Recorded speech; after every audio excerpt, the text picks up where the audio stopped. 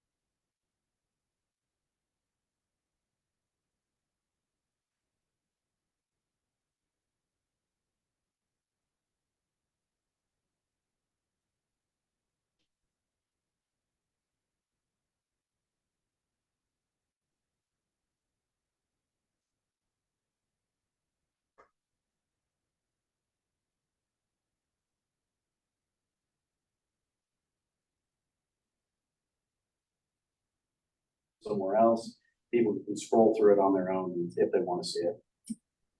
One of the big things that we got a lot of feedback on was a calendar function. We don't really have a function right now to show all the events within the city. So we have within the homepage anyway, where you can have events, or over here, public meetings. We haven't filled it out quite yet. We still have quite a few we need to put in there. But if I come to December, you can see here we have lots of different meetings between District 1 Advisory Board, the city council meetings. And then you can open up this calendar. If I bring it up into month view, I find it easiest, I guess. Somebody might have a different view. You can come up here and select which calendar you want to see. So if there's a whole bunch of them on the screen, a whole bunch of items that's overwhelming, say, I just want to see Wichita City Council meetings and workshops, hit search. And I come back over, and since we're launching next month, they start next month. It'll show just those items. You can feature it between departments, however we break that up. You can get different ways, get different events on the calendar function. This little button, the logo on the top left here, will always bring you back to the homepage. And then below that, we figured, with the city, we probably ought to have our mayor and council on the homepage with the them front and center, and each one of these links to their pages. And then down below that, we have engage with us. We have our social media up at the top, but here's our public engagement platform called Forum. You can kind of click through there and see different projects that we're looking to get feedback on. And then you can engage with us there and provide comments on different projects. Then here's something new, it's a facilities module. You can click on it, and then this has all of our facilities within the city of Wichita, everything from all of our parks, all of our fire stations, police stations, libraries.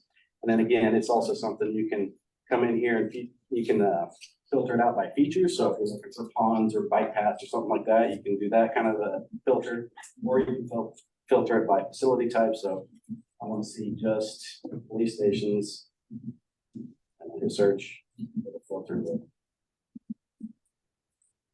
without using just the police stations. Then below that is just the bottom. We have some links down here, site link, site map, which one thing about us. Down here at the bottom, there's a tool where you can click on all these different languages and it'll translate everything on the page into a different language to make it more accessible to more users. And then over here, we also have a chat bot. One thing we kind of heard with people was sometimes the chat takes a little too long to get a representative. So we have a chat bot here, and it's remembered my settings and I've answered a whole bunch of questions, but in the beginning, it'll have a few key topics. We'll see over time what the common questions are. We'll try to anticipate that, and just you can click on it, not even having to ask it a question and get your answers.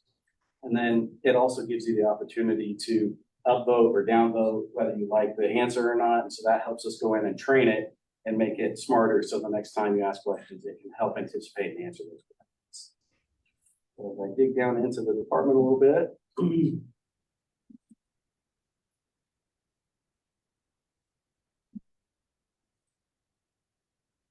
So I talked about search function, chat box, C-Click Fix. And so this is our new tool that will replace Access Wichita. You can report potholes, graffiti, all sorts of stuff. All you have to do is click this dot on the map, or you can put in an address right here. And you scroll down and you can search through all these categories through animal control, arts and culture, forestry, public works, park and rec. What's that called again? What's that called? You're switching. It's C-Click Fix. It's replacing Access Wichita. We're going to have an app to go along with it too. And the app, you just go onto the App Store or Google Store and just type in City of Wichita. So it's Wichita reports seem to be one of the better things the last few years that the city has done. Yeah. Is that anyone who has that app? Are they going to be? Is there a way to fast track them? Anybody that has an email account linked to those that we have that information, we're going to be able to reach out and push information. Say, hey, come out and get this app. Yeah, that's sickly.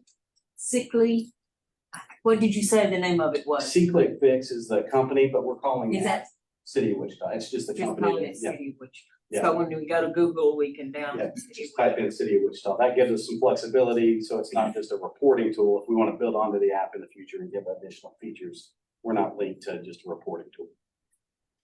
So, and then you can scroll down and add an image, put a description into it, and then hit submit. This is kind of my back end. The app's not live yet.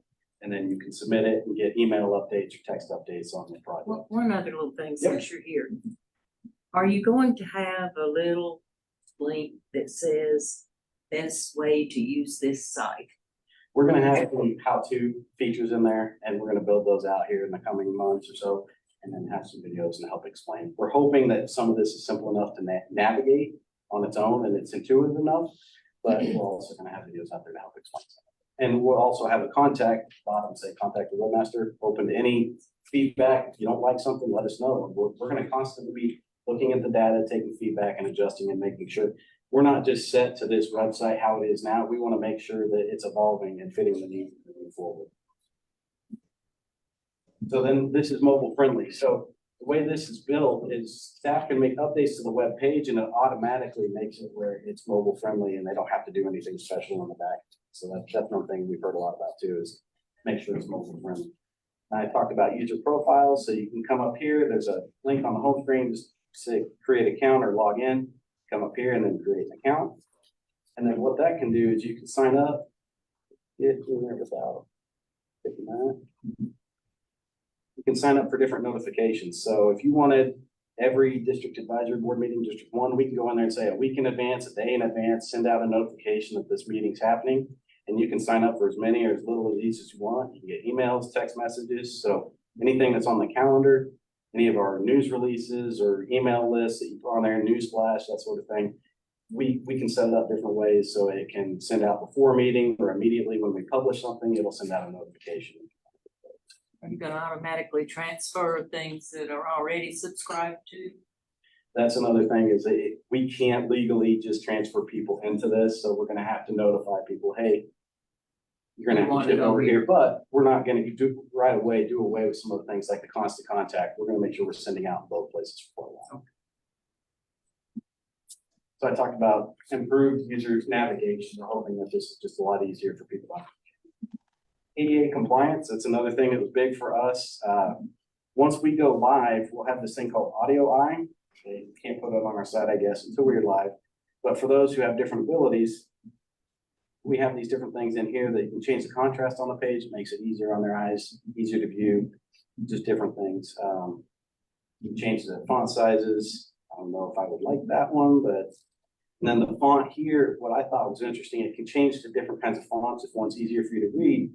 But if someone who is dyslexic, I didn't know this, but the weight on the bottom of the text is heavier, so that makes it easier for them to read. So click that and be able to read it a little easier. And then there's also like a guide and a window that is your reading text that can help you as well.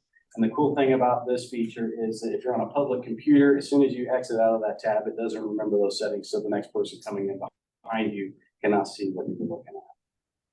And then another thing, this is nice, is it's easy for staff to update. So it's simple. For some things, it's just uploading a document. All they have to do is name it properly, upload it, and get information in there. They're not having to rely on IT to upload a form or someone else. We can train lots of staff to upload stuff, and then we have certain people in each department that has permissions to be able to make sure it's meeting ADA compliance and best practices and that sort of thing. Here's just an example of some of our forms that we can have online that's just embedded in here. Cover those two functions, and then opinion polls is something that's kind of fun that we could play with. You're never going to get something that's scientific from these, but it's something that we could use in the future. So with that, that's kind of a very quick overview, some of the highlights of the new website. So stand for any questions. Will the calendar be like, so I get notifications, but can you subscribe to the calendar? Yeah, you can subscribe to different calendars. So that's a huge calendar. Right. And it's got several calendars within it. So you can pick which ones you want to get notifications. So you're not having to get notifications for every single public meeting we have, but whichever ones. I'd say just real quick, mobile site optimization, love that. I'm looking at the mobile site versus the desktop already. If you swap out immediate feedback, that Access Wichita to whatever the new branding is, I like how visible and immediate it is on the mobile site. On the desktop site, even though you have it on the main page and it's just below that banner scroll, that is a large banner scroll. And so that is, to me and neighbors, when they've had to reach out to the city, that's usually been their main portal. And for folks who get to Discover, it's usually the question that the CSRs or council members get asked, like, how do I fix this? Or how do I report that? If that can have more visibility on the desktop site, versus, because the mobile, I love how it's right there when I load it, but right here, like on my desktop, I'd have to scroll down slightly. Not a big gripe, but I just see that as such an integral part of the website and those updates. Are you talking about the report and issue? Yeah, that nice. I'm seeing like on the wichita.gov, if I scroll down underneath right now, you have the 2024-2033 proposed CIP, and below that, you have Access Wichita on the left. Oh, yeah, you're looking at the current site there. Yeah. So, yeah, no, that's changing. Access Wichita's going away. So Where would that go? now it's, rather than Access Wichita, it's just report and issue. Okay, So that you can get it there, or you can come up here to How Do I? And then you have a report and issue, and they have all these things here, and then we're also. sorry, I thought at the beginning you were like, oh, it's live already. No, not yet. December 7th is when we're looking to go live. My other thing was, is it possible going forward, for the very reason I get that we're an opt-in society, not opt-out nowadays, for privacy reasons. I'm thinking especially for folks who are signing up for updates and are already opting in, is there a way to word our agreements where that can be then perpetual if you roll over to another system? If they're like subscribed to a calendar, but then you change the calendar system and then they have to re-opt in, is there a way we can, I think, word that? And then the other thing I would look at is if you're like joining a DAB or you're becoming the neighborhood association contact, you have to fill out the form, right? And I think a part of that, if it's possible, if there's something when you fill out that form and you opt in to be the contact, you're agreeing to opt in then to that district's notifications, which would include notifications on DAB meetings, notifications on breakfasts, things like that. So then y'all don't have to chase, and then there's not that gap as folks then think they have to do another task that they had already done. So I don't know if that's legally possible, but I think especially for the neighborhood associations where they are voluntarily filling out a form, that could be good to not make any hiccups, as we were talking about. I absolutely agree. I wish there was a way we could do it. I need to see if we can legally build something in. Okay, Yeah, as we found through this, I would love that, something where we could just transfer them, but so far we can't. especially if it's the more select contacts like the neighborhood association ones, they'd be more, I think, they'd understand. They know what they're getting into. Now, how do I, will it be possible to search the how do I with a keyword? Yes, so you just can come up here in the search function and just type in whatever you need, and you should be able to find. They go to that one, because they're liable to see a couple thousand before it's over. Yeah, no, and that's one thing is we're gonna look at the search and also the chat bot and what data, what people are searching, and then try to anticipate that. And this is supposed to be built in, I don't know if it's working right now, is it can give you preloaded, like as you start typing your answers, like I want this, and then click on it and go exactly where you want it. How does forum work out? Because I saw you did opinion polls. Are y'all trying to integrate that all? You showed the opinion polls, but I know forum had feedback with the polling too. Yeah, forums kind of separate from the opinion polls. That's something that they're not really tied together. Forums will feedback, and I think you can do polls on that. I'm not as well versed in forum. I just know that we got a new platform to kind of replace the old one this one because it came with the website. Okay, So, that's why you're still doing it. Gotcha. Sorry, Joseph. No, you're fine. I appreciate your comments about the dyslexia. I'm curious, have you worked with Envision to see how this may be accessible to our community who are blind or visually impaired? we have not worked with Envision, but we have been working with our legal team and making sure that we are compliant in every way. And then also, Civic Plus, they've got experts in this. If this is what they do, they're making sure that they're meeting all standards. So that's a great idea to reach out and see if there's any place we missed. Right, because my question is it compatible with the JAWS technology that the blind and visually impaired use for audio descriptions? Yeah, that's one thing in our training that we've been told is every single picture we put in there, we have to put in a very good description. It can't be a man in a park. No, we need to describe everything going on in that picture. You'd be surprised, but thank you for doing that. That's something I didn't know until the training a couple weeks ago, and I've been putting in a lot of descriptions last week. So Thanks for doing that work. I know that takes a lot of time, but we do have a growing BVI community, and so that makes the world of a difference for them. So thank you. And it will be no problem for most people on a desktop to hear the paragraph. it should be. Other tab members online that like to give feedback or have any questions regarding this? All right, hearing none, I want to give opportunity. Any folks here from the public want to give feedback on the site from what you heard or ask any questions while you have that opportunity? Yes, sir. I have a question. What about people that's not computer savvy? Like, got a lot of elderly people that don't have computers, use them in the neighborhood association. Are you going to have some kind of backup system so they can get their information out there? Backup outside of not having a Yeah, computer. not having this program. You're gonna, like calling the phone number, you have a number that's gonna be somebody to call.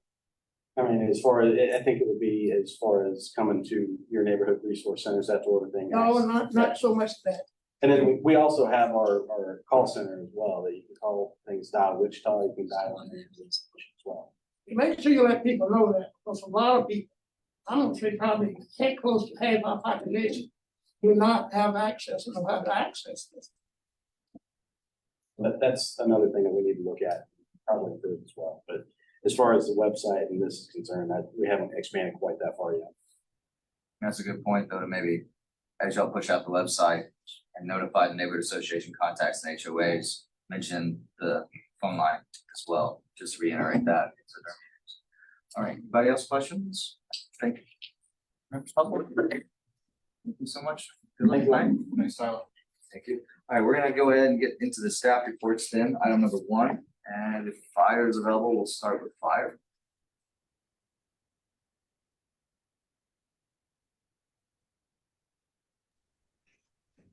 All right, can you hear me okay? Yeah, yes, sir, you're good. Okay. Gerald Johnson, I'm out of Firehouse number 10 at 21st and Chautauqua. So I'll have the numbers from last month, October.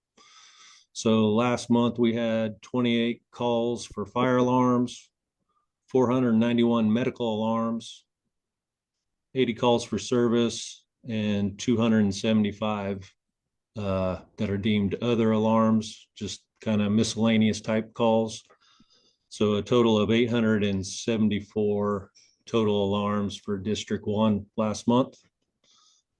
Outside of those numbers, currently we have a recruit academy that's just began. I believe there was 14 that began the class. But that's just started within the last week or two. We have a couple of engines that are ready to be purchased and a truck that we have some members up in Wisconsin this month that are doing the final inspections on those. So we should be receiving those shortly. And outside of that, just continuing the city's continuing to look at potentially a couple new fire stations around town. But that's all I have for the fire department. Do you have any questions? Questions from band members, comments? Online? Questions, input from the public for the fire department? Hearing Got none? one question. Sorry. One question, sir. It is November, Thanksgiving's coming up. Should I deep fry my turkey in the house or in the garage? Or is that better outside? Well, the big thing with deep frying the turkeys is you want to make sure that they are not frozen. You want to get that away from anything flammable. Obviously, outside would be best, and away from any kind of flammable objects. But the big thing we see with deep fryers is they are still a little bit frozen, and once it hits that hot oil, then it starts causing a lot of problems. So if you choose to do that, I would make sure that you have that thoroughly thought out and to go before you do that. Thank you, sir. All right, thank you. Appreciate it, Captain, thank you. You bet. Wichita Police Department. Hello, I'm Officer Patrick Malloy out of Patrol East Community Policing. Let's see, this last month we held our fourth annual Trunk or Treat at Clap Park event on October 20th, and we had just around 1,500 children participate in that, so that was awesome. It was our biggest, we partnered with Parks and Rec this year, so it's our biggest actual event as far as the amount of booths and everything. So hopefully the kids got more candy than they have ever before. It was a really fun event and the weather was perfect, unlike Halloween. We also, my team assisted a local business and a theft reduction assignment over a 2-day period. In just those 2 days, we arrested 6 people and recovered over $1,500 worth of property, and cleared several warrants and other arrests related to that. We also assisted College Hill with their annual Halloween event, where it was estimated 6,000 people attended, and there were no incidents or injuries, so that went very smooth as well. With the colder weather coming up, we know it's really convenient for you to go out, warm your car up before you head into work or out on your errands. But if it's something you have to do, stay in your car while it's warming up. Don't leave it unlocked unless you have a remote start. Then that's the best case if you're going to start your car up and not be in it or leave it locked. Just auto thefts really spike at this time of year, so we don't want you to be a victim of that. Theft in general will be on the rise typically this time of year, so we just recommend if you can get around your house to protect that, the best is really motion lights, and then the security cameras on your house. They're getting pretty cheap on Amazon, you can find. They're really good even at nighttime. They're pretty easy to install now. So those are just 2 things that really help us catch suspects in the act, and then we can follow up on that and deter future crimes. We still have some money left over from our golf tournament that we did this year, and we plan on using that money to help families in time for Christmas and Thanksgiving. So it goes a long way, and it's a lot of fun for us to really reach out to those specific families in need. And that is really about it for what I've got. So, any questions? Questions and down members, please, online. Officer Malloy, you're in the future, I kind of heard you, but you cut out at times because your mic wasn't as strong. We turned you up at full volume. Oh, I apologize. I was having issues hearing earlier, so I don't know what's going on. I was letting you know for future meetings, because usually it's not an issue, but I understood the top lines of what you were saying. Okay, yeah, if you need me to repeat or cover anything, I'd be happy to. We're good. We got the top lines on the trick or treat and all the. I appreciate you. I apologize. I don't even know where the mic is to even get closer to it. So If someone has a question here, we'll pass it through Joshua so we can get an answer from you. It's all good. Thank you, sir.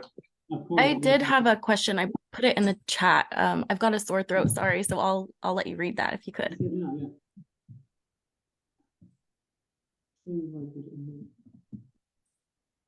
It seems like there is an influx of Yeah, teen runaway missing youth in our area. Can you speak on that?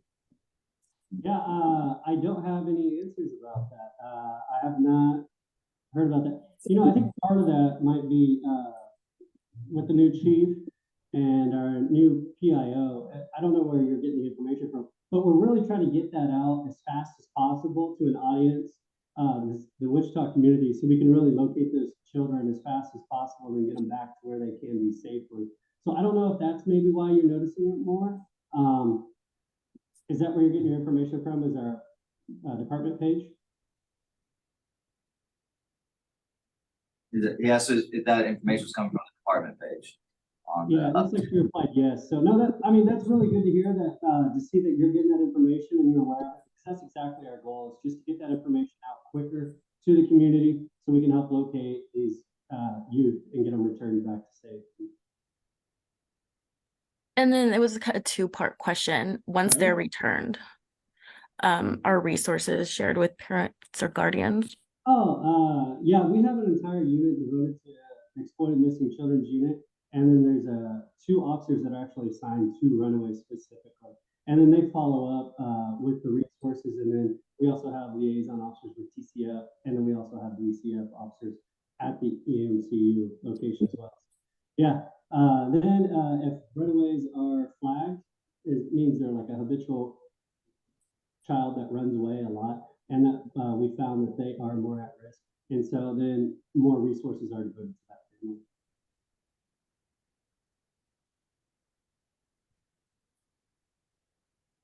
You're welcome. Thank Thank you. you all. I have no other questions from down members, none, anybody else in the public, but you have a chance. All right, thank you, Officer Malloy. Good evening, Thank you. sir. Hope you heard me better. We'll go to the library now, which who also provided a supplementary report in writing. That'll be a part of the minutes too. Miss, the director of the students. Oh, awesome. Hello. Hello, I sent one you. I'm Jamie Nix. I'm the director of libraries. Great to see everybody today. We brought our book bus in right before the meeting, and three of us checked out materials. Thank you. There's a little guy in the neighborhood too who saw it and thought it was a new food truck and rushed over. And then he rushed back to get his books that he had already checked out so he could return them and get more. It was so sweet. It's exactly what we intend to have happen with our book bus, which has been we just launched it last week. It was a gift to us from the city of Wichita's transit department. They were retiring a small book bus, and so we took advantage of getting some more miles on it. So hopefully you'll see a big green book bus out on the streets of Wichita everywhere you go. Potentially, I wanted to share with you, we do have a program series that's starting this Wednesday, November 8th. It's about how art can really transform our history and kind of set us up for safe conversations and civil discourse about some really bad things that have happened in Wichita. So it's rooted in the Chester I. Lewis Park artwork. And Ella Monique Bacchus and a number of city staff have been pulling together to talk about how we can create a safe space to talk about Wichita's past, looking at the art that's been created in that most amazing park that was just opened up last month. I think one of the things as a librarian that I found really remarkable about that project was how little information had been collected related to Chester I. Lewis. At the Spencer Library at KU, they have his collection of documents and scrapbooks and photographs of his family, which was really, really critical for us to pull together the whole story of his leadership in Wichita. Check out the park if you haven't, but do come at 6:30 to 8 on Wednesday at the Advanced Learning Library. Will be, it's a 4-part series. We'll repeat in January, then in March, and in May. So it's gonna go for quite a while. But what's unique about this is we'll have artists in the space as well, helping to create an artifact of the community's conversation that we're having in that time together. So it's gonna be really a unique and powerful moment, I think, for all of us. Wanted to mention that November is it's Kansas Reads to Preschoolers Month. And so we've got a lot of programs out and about. The book that was selected this year to read to all littles in the state of Kansas is about joy and happiness. And that's definitely something a lot of us could use a little bit more of. I also know that you have a number of questions related to the Angelo branch. I'm delighted to say that we've made an extension of an offer of employment to a new librarian who's going to be onboarded on the 27th. I know, that's the critical linchpin. You need staff in order to do that. So we are anticipating expanding the hours at the beginning of the year. Just we'll get them a little bit trained up, and we'll be expanding the hours. I know Anne had mentioned to you that the hours that we are expanding, it's just 4 hours per week. I believe that that's just a start for us. I think in the next couple of years, we're going to see that there's an incredible need to expand even further. So we'll be open Tuesday, Wednesday, Thursday from 1 to 8, Friday and Saturday from 1 to 6. And ideally, we'll be able to add more hours over time.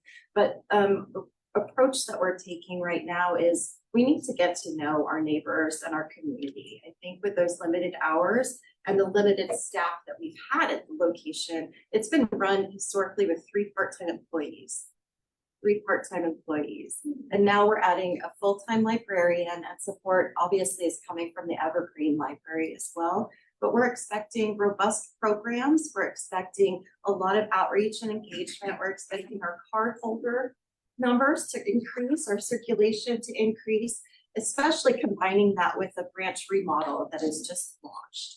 We had walkthroughs for architects to help us with a design and build project, both at actually 3 of our locations, but Angelo being one of them, Rockwell, and also Alfred. So we'll be seeing some progress going forward in that regard, and some community engagement, just to make sure that we're designing this space the way it makes a difference. I think there was a DAB breakfast that I spoke at a while ago, and someone had mentioned that she used to go to the library for an extra space to just be peaceful and read, but the only space to read at the library was right in the center of the library, which is where everyone wants to talk.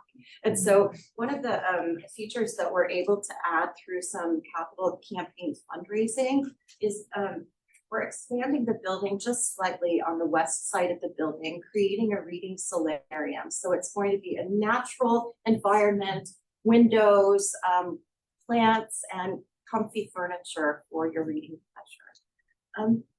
I did want to let you know that we used community information from our branch master plan, which was endorsed by our board and the city council in 2017, which set the stage for what services we need to be changing, but more specifically, what's the changes to our physical spaces to get to the budget so we can start doing those improvements. In that survey, in addition to one that we did last year, we really canvassed the Northeast community and Southwest community to understand how the library can do a better job in communicating, what resources it has, what amenities are needed. And we really didn't hear from a lot of people in either community, which tells me as the library director, we need to first spend some time building relationships. We're gonna use the information and data that we have to program the hours, but then beyond that, please don't get sick of us asking questions. I think that's the message I wanted to convey. What other questions might you have? Yes. I have two on what you've spoken about. Is there a way that you can, or have you, contacted the senior community specifically about the bookmobile? Because that's what I've heard seniors saying, I can't get over there, I can't get over there. Right. So how are we looking at seniors? We're looking a lot at seniors. I think we're also prioritizing right now that the book bus intended, like, audience is everybody, because that's what the library serves. But we've been really, really concerned for a long time about kindergarten readiness and reading scores among our kids. Third grade reading scores are low, graduation rates are low. We see kind of how that impacts the long-term future of In the people. case of Maya Angelou, if we can get those evening hours so the Exactly. parents can work with their kids, that'll be a We're big asset. leaning into family engagement as well. So ideally, y'all will see some really cool stuff inside the library for parents and kids to stay at the library together and experience learning together. But for seniors, I think that's kind of our next phase of service enhancement. I think one of the things when I was here before, one of the things that I worked here for about 13 years, then I left for a decade and I've been back for 2. I learned that because of staffing shortages and service constraints, we eliminated our homebound delivery program. That breaks my heart. And so this book bus is the first step. And while we are prioritizing places where kids are gathering and families are gathering, we're also fundraising for an electric vehicle to do that more permanently so that this bus or another vehicle would be able to deliver.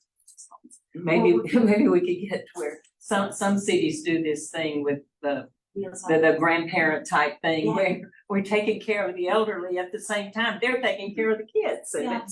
We're right now going through a strategic agenda setting.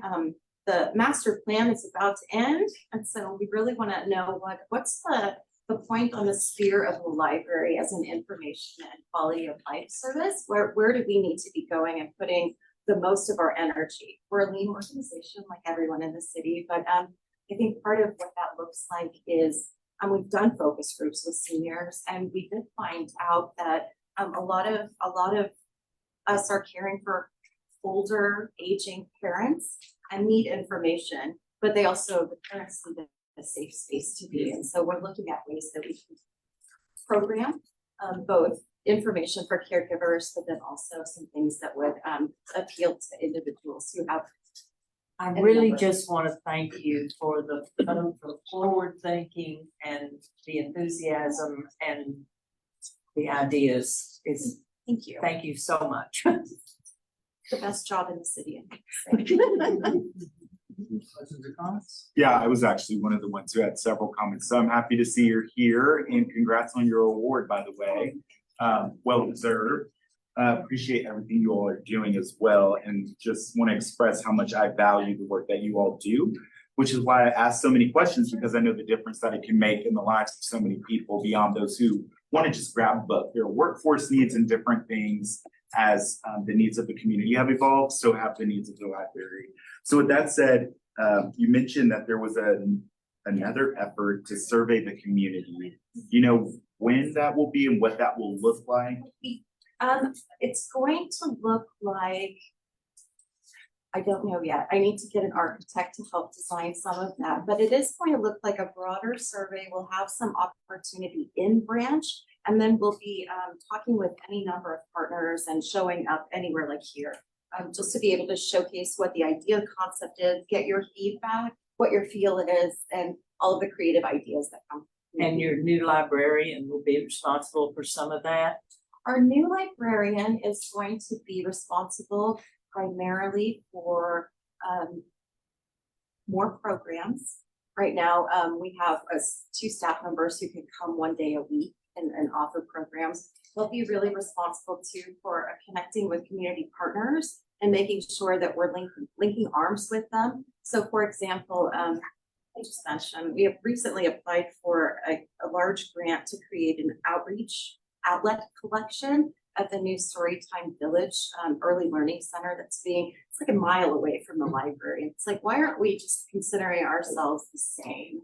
We have the same mission, we're serving the same audience, and hopefully we'll get that grant to be able to create an outlet collection. And so when you're doing this research from the community, you will be looking at neighborhood associations? Absolutely. Yeah, I think we have a lot of opportunity at the Angelo branch for gaining relationship.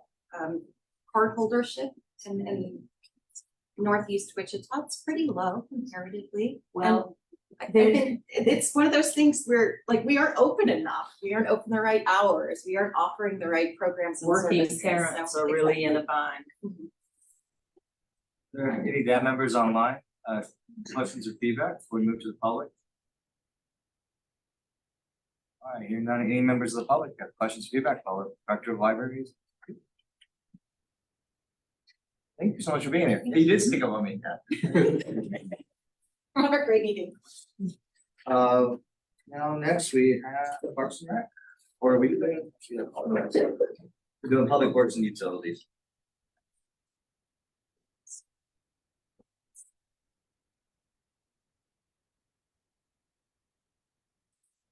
There's Chief Design Engineer for the City of Wichita. I'm gonna start out with projects under construction in District 1.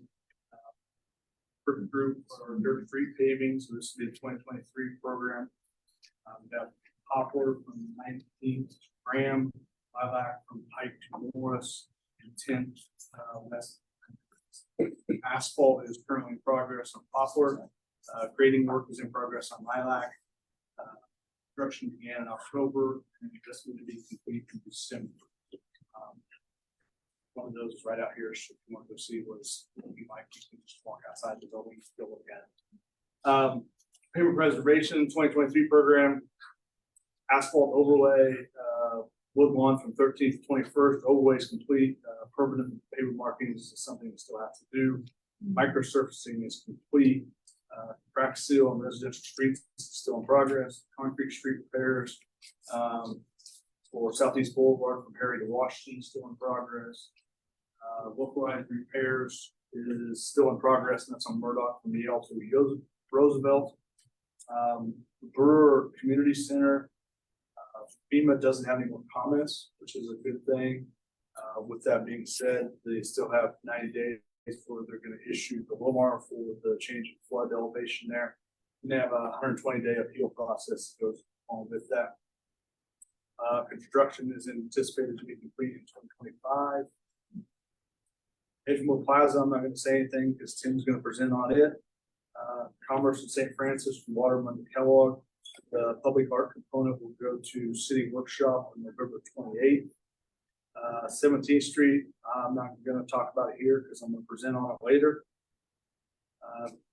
Downtown streets, we have the vast majority of north-south streets that are one-way or two-way, and then English is also going to be an expert, not south. Didn't say it was the other group. And hopefully we have enough money. There's a small stretch of Emporia from Central to Murdoch. The gap. It's two-way north of Murdoch. It's two-way south of Central. Trying to fill in that gap too. The intent is the construction will happen 24, be by the 25 tournament to get all those converted. Can't get all those converted. We're going to select which are the most vital to get done as first. Timing wise, it doesn't work very well to have pavement markings, some of the potential pavement repairs need to be done at the end of the year or the beginning of the year. So if you have to pick, you will. Looking at pre-ordering all the signal stuff, because obviously you have signals for one way, you have to have signals on the other side. Those are going to be all new. So we're looking at pre-ordering those so they don't have to wait. Those take about 9 to 12 months to actually. Dirt Streets is 2024 program. The funding was recently approved in District 1. That includes 15th Street from Wabash to Washington.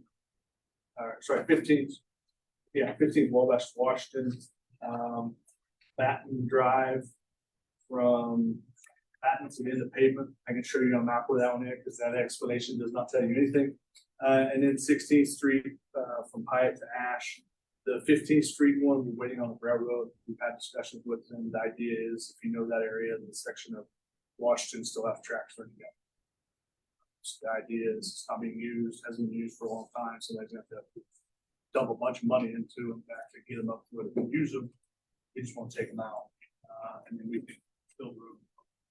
Instead of having to mess with the railroad and having tracks down the middle of the country. So hopefully, that was part of the 2023 program. Multimodal center plans are 100%. All artist interviews, October 25th. Construction to begin.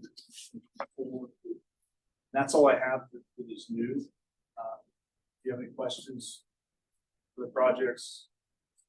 So if you mentioned it, I'm sorry, we're going through a few, was there an update on the flood mitigation projects specifically, like our districts, Blackley? Nothing new. We started monthly meetings again. There was an item that went back to council for a supplemental agreement to start looking at some alternative options from the alternatives we've already looked at. To ultimately try to come up with something that's not too impactful to the neighborhood, while also getting the improvements that are needed, while also staying within a budget that is set. We got a lot of TBD. So. Yes, so we've looked at a couple different options. There were some concerns with both options that we've looked at previously. Either on one side, that whether it's cost or whether it was impact to the neighborhood, those type of things. So part of what we're looking at now is more looking at, part of it is looking at rain events within this area. So there's a pump station just down the street from that area. So we're looking at some of the rain events the last 10 years. What are those rain events? Typically, we're trying to design to a 10-year storm or a 50-year storm or a 100-year storm. That doesn't mean anything to anybody. It's a statistical analysis that you take a certain rainfall event, over a certain period of time. So we're looking more at rainfall events that would happen. And we're gonna look at designing something to that underground, see what that costs. If there's any over that, what does that do? Obviously, if we get anything underground, it's gonna be better than it's now. Yeah, you're gonna have fun pushback though on that, I'm sure, because they got so excited because they had the meetings and the hearings and all that, and they thought everything was rearing up, and in their eyes, so I know it's anecdotal, but sometimes through there, whenever that issue, and I'll probably imagine you see, and that's what will frustrate them is it can be a light rain just over 3 days, right? Or it could just be, no one else is flooding, but Blackley. So no, we have some pictures where it was, I remember it was 3/10 over 15 minutes. 3/10 of an inch of rain over 15 minutes, and there's water running. I mean, there's a truck driving across it. The truck was small enough, and that was right down Waterman, so it's the south end of the project, where it's probably as bad as any, or can be as bad as any. No, it's conundrum. I appreciate it. Are y'all still prioritizing Blackley as the first one to address? Thank you. Any questions from Dad for works and utilities? Anyone online? When public feedback, input, public works. Yes, sir. I have a question. I don't know if I've listed, who's paying for these unpaved streets? In a residential area? City of Whitfield paying for it. Okay, so no specials to homeowners or nothing? Well, they still have that option. If you don't want to wait the length of time before we're gonna get there, you still have that option to do a petition and pay for it through specials. But so the first roughly 4 years are streets that are within a block of schools. So those are currently being treated twice a year for dust mitigation. So that's the first 4 years of the program. The current program, I think, goes up to 2052. You know, have to do an asphalt map, that's not curb and gutter, that's an asphalt map with minimal drainage improvements. This has been around a long time without unpaved streets, and now getting around to doing it. I guess all you had to do was pull out, and the city would pay for it. And another question, I know the sewer line people coming in cleaning sewer. Do you have to have your gates to your backyards open for you to get into? You may not know that. You're talking about sanitary? Yeah, you clean, they coming in, I got a notice on my door. Typically they're doing that to let you know if something happens, you have a contact you can call, that type of thing. In most cases, in older neighborhoods, they're 660 by 330, so if they have to, they can typically go from manhole to manhole. Meaning there should be a manhole on the street north of you, manhole on the street south of you, and that's only 660 feet, and they can typically go about 800. You would have to open. So they wouldn't have to. Now, if for some reason the line stops and it's inside somebody's fence, then you may have to. Or if the manhole got put inside a fence, somebody put their fence in the wrong spot, wasn't actually in the right of way line, or just the manhole got put there for whatever reason, then they may have to. But in general, no, they should be able to bypass an internal manhole that would be in the mid block. Thank you. Any other questions from the public? All right, thank you so much. We'll hear from you back in a bit. All right, moving on to Parks and Rec. Hello, how are you guys? Can you hear me all right? Yes, ma'am. Yeah. Okay, I'm Janaea Knoll, the director for Edgemore Recreation Center. Just going to give you a brief update on what our department has going on, specifically the rec centers in District 1. Department-wide information though, Wichita Park and Rec will hold its annual Winter Wonderland Saturday, December 9th from 5 to 7 p.m. at NAFSCR Park. It's a free event for the community. The event will be kicked off by the mayor's tree lighting at 5 p.m. and families can enjoy live music, hot cocoa, s'mores, and get pictures taken with Santa. Santa Councilman Johnson has been there before, so maybe we'll see him again. I don't know. Some news for the recreation centers. Edgemore, which is the one I'm the director of, our gyms are still continuing to be a hot commodity to rent. It's one of the cheapest rentals in town, $25 an hour. My gym was rented 36 times for various sports in October. Pickleball, basketball, soccer. The times varied. You can rent anywhere from an hour to 2 hours or longer if they so desire. So that brought in at least $900 in revenue from gym rentals for last month. I'm sorry. Oh, you're good. Go on. Oh, Sorry. okay. We continue. Okay, we continue to get calls weekly for gym rental availability. And then I was able with 2 other center directors to attend a training in Pittsburgh, Kansas. It was a SHARP workshop put on by KRPA. It was a good workshop. The main speaker was Chris Nunes. He's from the Woodlands Township, Texas.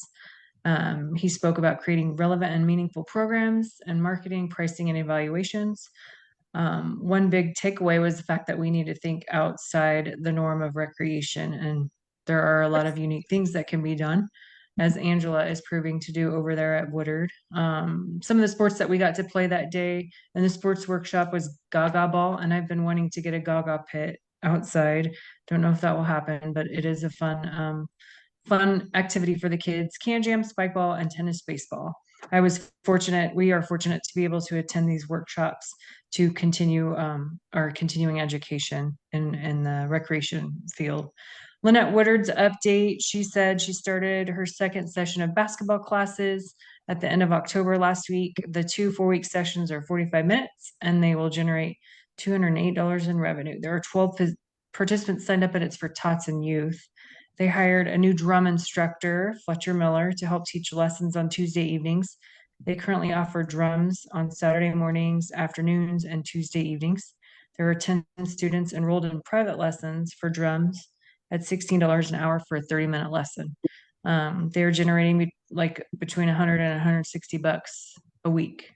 And then that's just her drum classes. That's awesome. And then she also gave out we partnered with the Salvation Army to do the community coat drive. All the rec centers did. She gave out 24 coats during that 2-week period that we partnered with them. And it's a good partnership so that we have with them because people stopped by our centers to get coats for youths, kids, or adults. So that's all I have tonight. And I'm excited to hear Tim update us about the plaza. Thank you. Any questions or comments from staff members? Mine? Members of the public?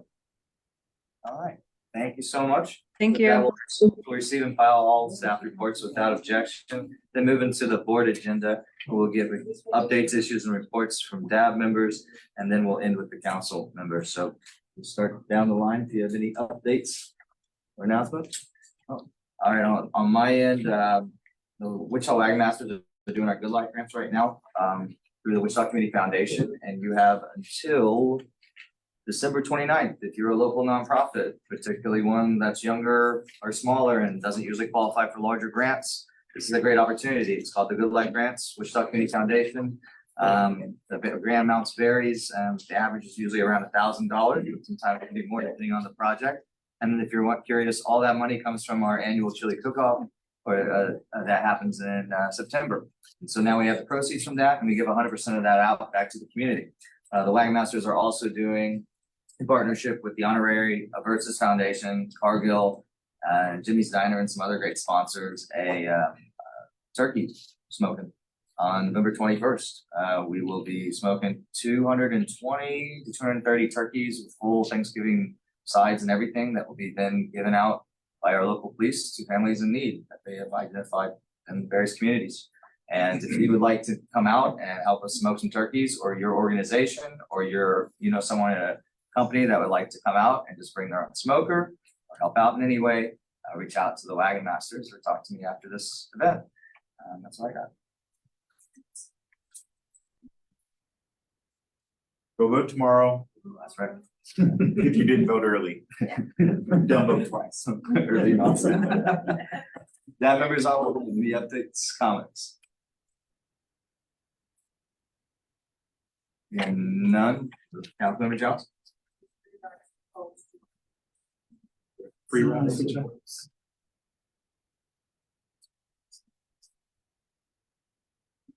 Is on board. I thought we were combining it this week. All right, we're moving to the public agenda, then no scheduled items.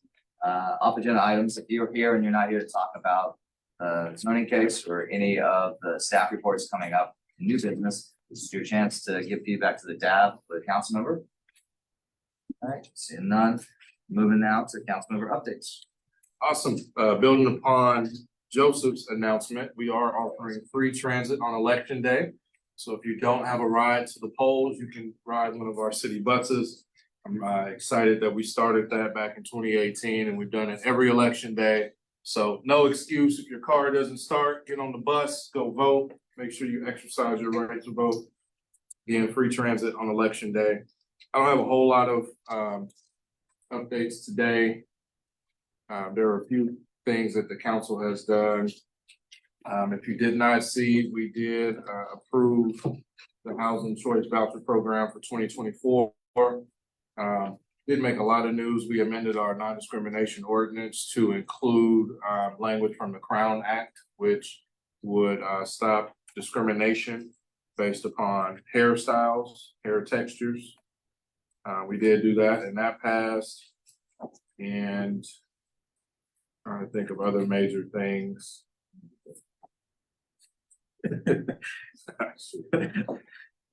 That's why I said I was wondering if he was gonna make a joke about my haircut. Trying to be nice. The housing vouchers. And then Mr. aside from that, Johnson. just a few Sorry. things, hold on. Okay. Just a few things, to add to that, we had our District 1 breakfast this Saturday over at Edgemoor. It's a really good breakfast. Some of the individuals I appointed to represent District 1 on our various citizen advisory boards spoke to their experiences, goals, and the work they are doing. Want to encourage everybody to come to our District 1 breakfast when we have those. It's open to the public. And also, there's always an opportunity for Q&A afterwards if there are issues that you might hear about. Always love to sit back and talk. Breakfast is normally over at 11:30. I left Edgemoor at 1 o'clock. So again, if you want to talk, I'm always happy to talk, being that I represent you. It wasn't talked about a whole lot earlier. I have a lot of frustration with FEMA. So the Brewer Center that we were hoping you would see coming out of the ground is still waiting on a final approval from FEMA. What it sounds like is we're gonna get that, but there is some required 120-day open comment period I really doubt anyone complains about their property being removed from a flood zone. It's helpful, but they apparently have to have this. So the latest date that we may get started is May of next year. If you all remember when this first started, I was hoping this would be open by January of 2024. That is not gonna happen, so hopefully, we get some positive, quick responses from FEMA, and hopefully if there's a way to get around that public comment period. Again, I seriously doubt anyone in Wichita or in the United States of America would complain about their property being removed from a flood zone, but it's kind of where we are. Last two things, the 29th and Grove meeting that we had in October was focused on going forward. We had good turnout. Of course, with the situation being as it is, there's still a lot of hurt feelings and folks being upset, and rightfully so. But we are moving forward with Union Pacific. They are covering the cost of a door-to-door survey and within the 3 Mile Plume area to see if there are any additional wells there. If you don't know, the groundwater is contaminated in that area. So if you have a well and you're using it for drinking, if you're using it to water your lawn and garden and you step in it or you have contact with it, that water is contaminated. So if you're using city water, the city water is not, but the well water is. There is free cancer screening right now. Anyone who lives in that area or lived in that area can go to Health Corps, Grace Med, or Hunter Health Clinic and get a free cancer screening. If you do find something irregular or concerning, they will walk you through the next step to confirm if you have cancer or not. The contaminant is known to cause liver and kidney cancer. So if you have a different cancer, it wasn't likely caused by this. I won't say for certain. But we are moving forward on that. That survey should happen here pretty soon. They will also be designing and choosing locations for the 5 additional water filtration systems, much like the one at the south end of Murdoch Park. There will be 5 more installed.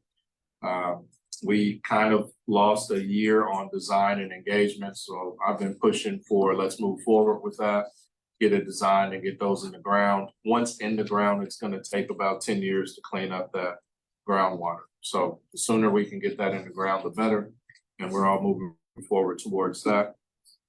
We likely won't have any more public meetings for a while until we have a significant update. Everything else, we're still working on our communication plan to make some availability, not only on social media and spaces, because we know folks don't all have access to that. We will find ways to communicate with the public in any way possible to let them know next steps. But that was our meeting in October. And then lastly, as you all have seen and what council will be voting on tomorrow, the proposed location for the emergency shelter is over on 21st and Opportunity Drive. Aside from the statement I released today, there are a lot of people concerned, upset. I understand it's not a location that would have been one I preferred, but it is the best of the bad locations we had. Most of the locations we have were not good. The one that we thought we had downtown fell through at the last minute, which we started looking for other options. The 2 options that the city has right now that could open quickly is this and Goldenrod. Goldenrod's in the middle of a neighborhood with no access to arterials. This facility is large enough to house up to 250 people, doesn't take a whole lot of work, and should be open hopefully by the end of this month or beginning of December. There's a lot of questions, many should be answered tomorrow, but in short, many of the spaces downtown we were looking at just took too much work, would have took too long, or was not available. There were spaces that had a lot of asbestos in it. We don't want to put anybody in there, and just because someone's unhoused, they don't deserve to be in an asbestos type building. You have to have restrooms, running water, HVAC. One space didn't have operational HVAC. This is not an intentional move to take our unhoused community out of downtown and place them somewhere else. This just happens to be the location that's best for them temporarily. The shelter will only operate until the end of March 2024. After that, there is currently an open RFP process for permanent reuse of that facility. That RFP process closes on November 17th. So no matter what, this shelter will not go beyond March of 2024. Again, I'm not the biggest fan of it. I know that people are upset about it, but We have a population in our community that is unhoused. We've already had nights that have been below freezing. And if we didn't do something quickly, we wouldn't have an opportunity to house them until late winter, but potentially February of next year, which at that point, we may have lost some people to the freezing cold. So tomorrow, council, I'm expecting some turnout and people not being happy about that. I get it. I have no pushback to that. Again, this location isn't one that we all would have liked. I don't think anybody internally is happy about that, aside from the fact that we have a space to help people. But it's just kind of the situation we were in. There are people upset about the lack of community engagement. Again, this was a last minute thing. We were not even thinking about this property. And as it became vetted and seen as viable, news got out. There were news stories about it. Didn't make sense to continue to hold off. We did have a press conference to announce that we were looking at that space. And people are rightfully upset that we didn't engage them up front. It would have been nice, and that was our goal, to have a week or 2 weeks of engagement, not only to hear if the community didn't want it there, but also how can we make sure that it's safe in the event that that is the only space available. We were not able to do that. That is on us, and we all acknowledge that. So people are upset about that, and again, rightfully so. With that, we will be talking about the cost tomorrow and getting that going. My goal is to do the right thing, and I know that that doesn't always make everyone happy, but we've got to house people. And I don't want to see anybody lost to the freezing cold on the streets. That is my update. Excuse me just a minute, but can we make it a part of the record that some people are concerned that folks who are on the street might be undeserving?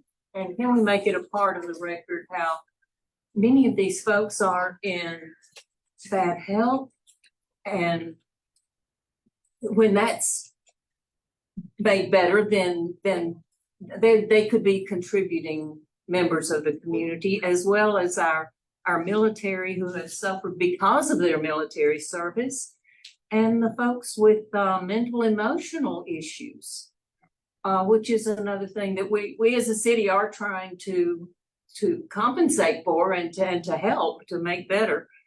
If we just need to all, maybe the whole community needs to be made better aware that this is not a bunch of lazy people.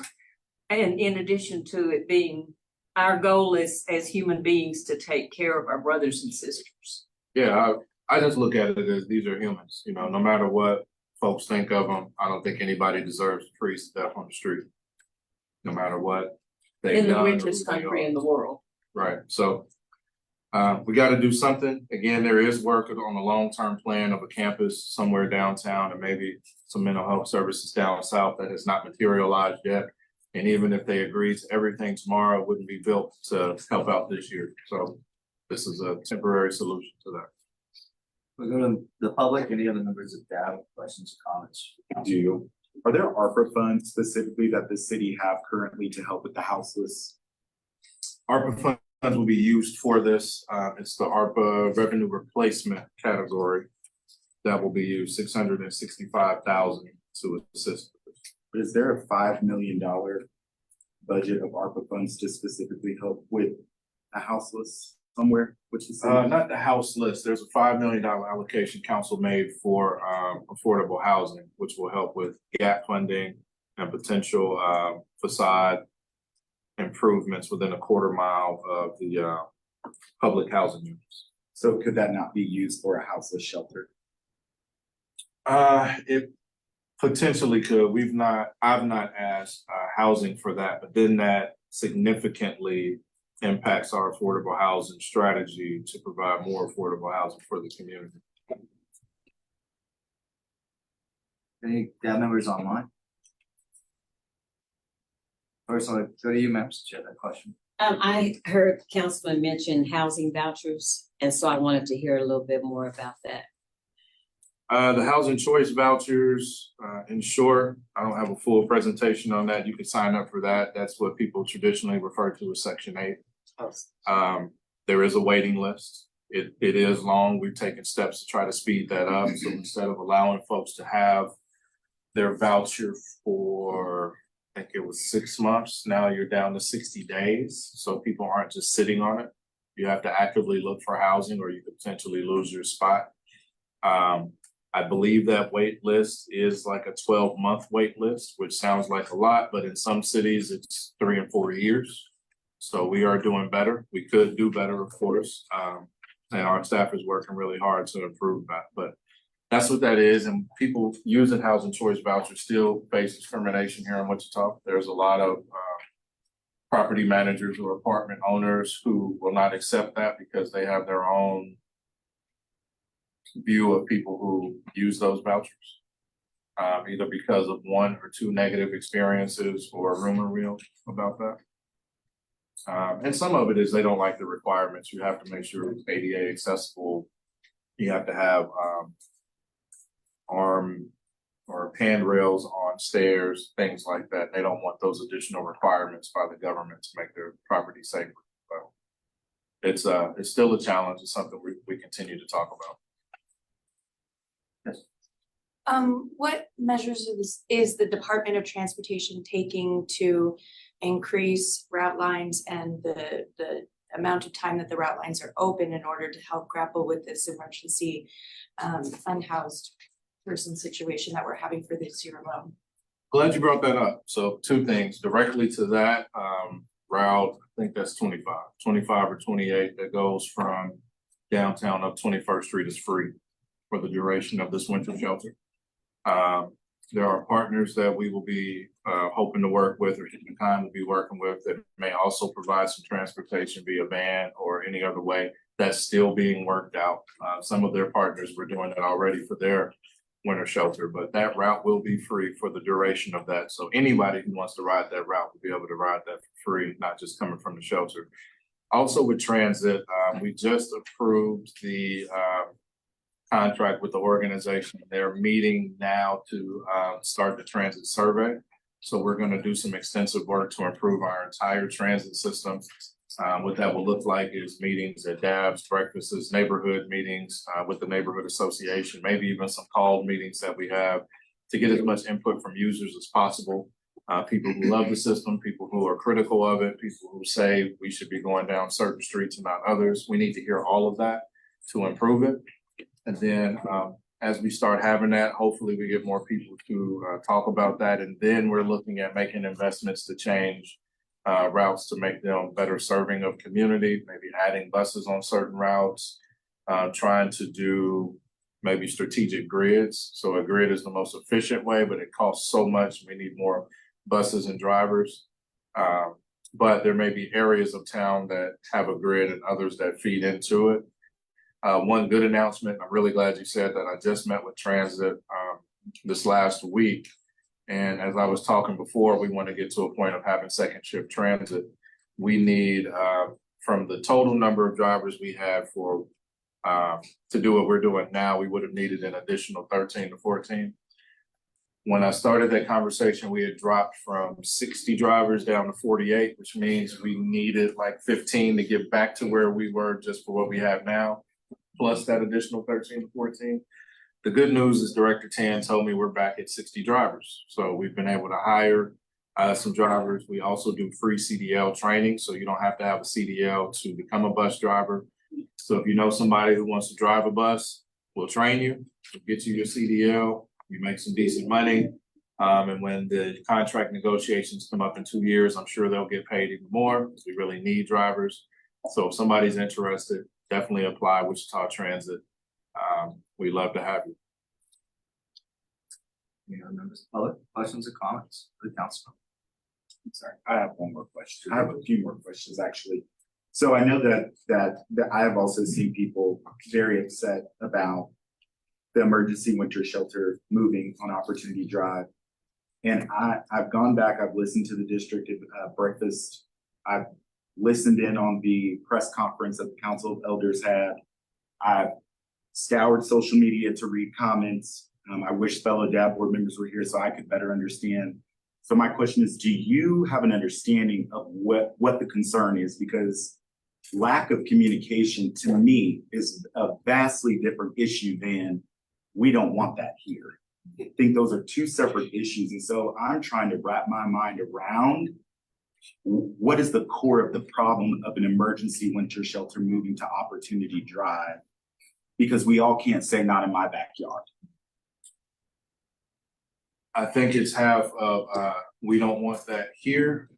And then the other half is the proximity to Tops Boys and Girls Club, the liquor store right there on the corner, and how it will impact the neighborhood. Some of that, we see similar Union Rescue Mission down there on 27th and Hillside, adjacent to a daycare down the street from Brooks and Buckner.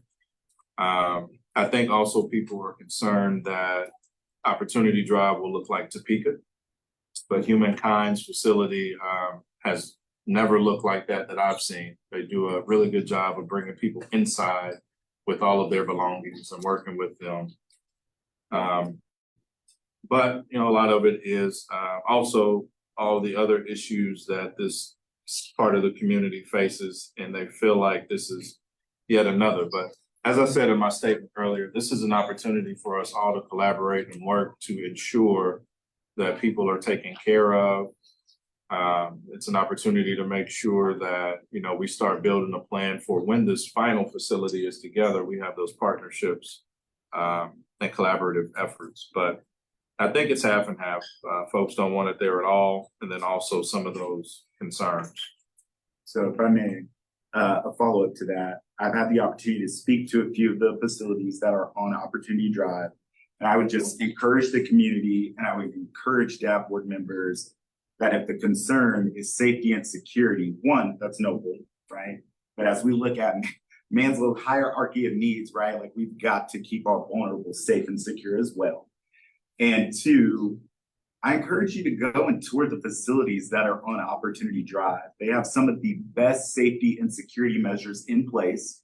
And so I think it's important that when we speak and speak publicly, it's okay to be loud, it's okay to be upset, but it's not okay to be wrong and to say things that are not true and to spread disinformation because it creates a level of fear among community members. When we look at the data and the statistics that our vulnerable populations who are houseless are involved in, they don't look the way that people are portraying them to look. They're not out committing crimes to other people, against other people, or even against each other. And so I want to be very clear that when we talk about a population that are literally not even able to fend for themselves, it is up to us as a community to fend for them because we are all Wichitans. And when we say things as district advisory board members or community members that are insulting or not true, it causes harm to everyone in the process. It makes it more difficult for our police department, makes it more difficult for the entities on Opportunity Drive, and it makes it more difficult, quite frankly, for those who have experienced homelessness and have been able to break that cycle in their own life. And so I just encourage district advisory board members and our community who are here tonight, engage your friends who may be concerned and encourage them to engage in conversation with those who they may feel are not advocating for them or may not care about the safety and security of their community. As a board member of Humankind, I can tell you that the staff there works extremely hard around the clock to serve this population, and we're doing everything that we can to give them wraparound services so that they can reintegrate back into our society in a safe way, in a civil way, and be productive humans. But I personally don't appreciate comments being made about a community that I was once a part of, and I take deep offense to that, and I want to be able to help engage respectfully and meaningfully those who have misconceptions about it. And I think you're right on that. I know you're right on that, but also a lot of folks should consider, so many of us are one paycheck away from being homeless. I mean, some big thing happens or we lose our job, we're on the street. Do we want to freeze to death or do we want to go somewhere that's warm where we can be taken care of and can get back on our feet? And the other notion I've been seeing on social media is that we don't have a homeless issue over here in Northeast Wichita. And I can tell you, if you just drive around, there's a lot of unhoused people, and here at Atwater, they come in regularly. And either to eat at the Lord's Diner, to come in here to get Wi-Fi, warm, cool in the summer. There are folks that we see walking the street now, and they need help too. So the notion that there's nobody unhoused over here, fire department can tell you some of these houses that catch fire, somebody was unhoused and needed shelter They went in there, maybe needed some heat, started a fire, and it got out of control. We have unhoused people everywhere, but again, I think the point, to Joseph's point, is everyone's a human. If they have severe mental health issues, they need help. They need shelter. They need help.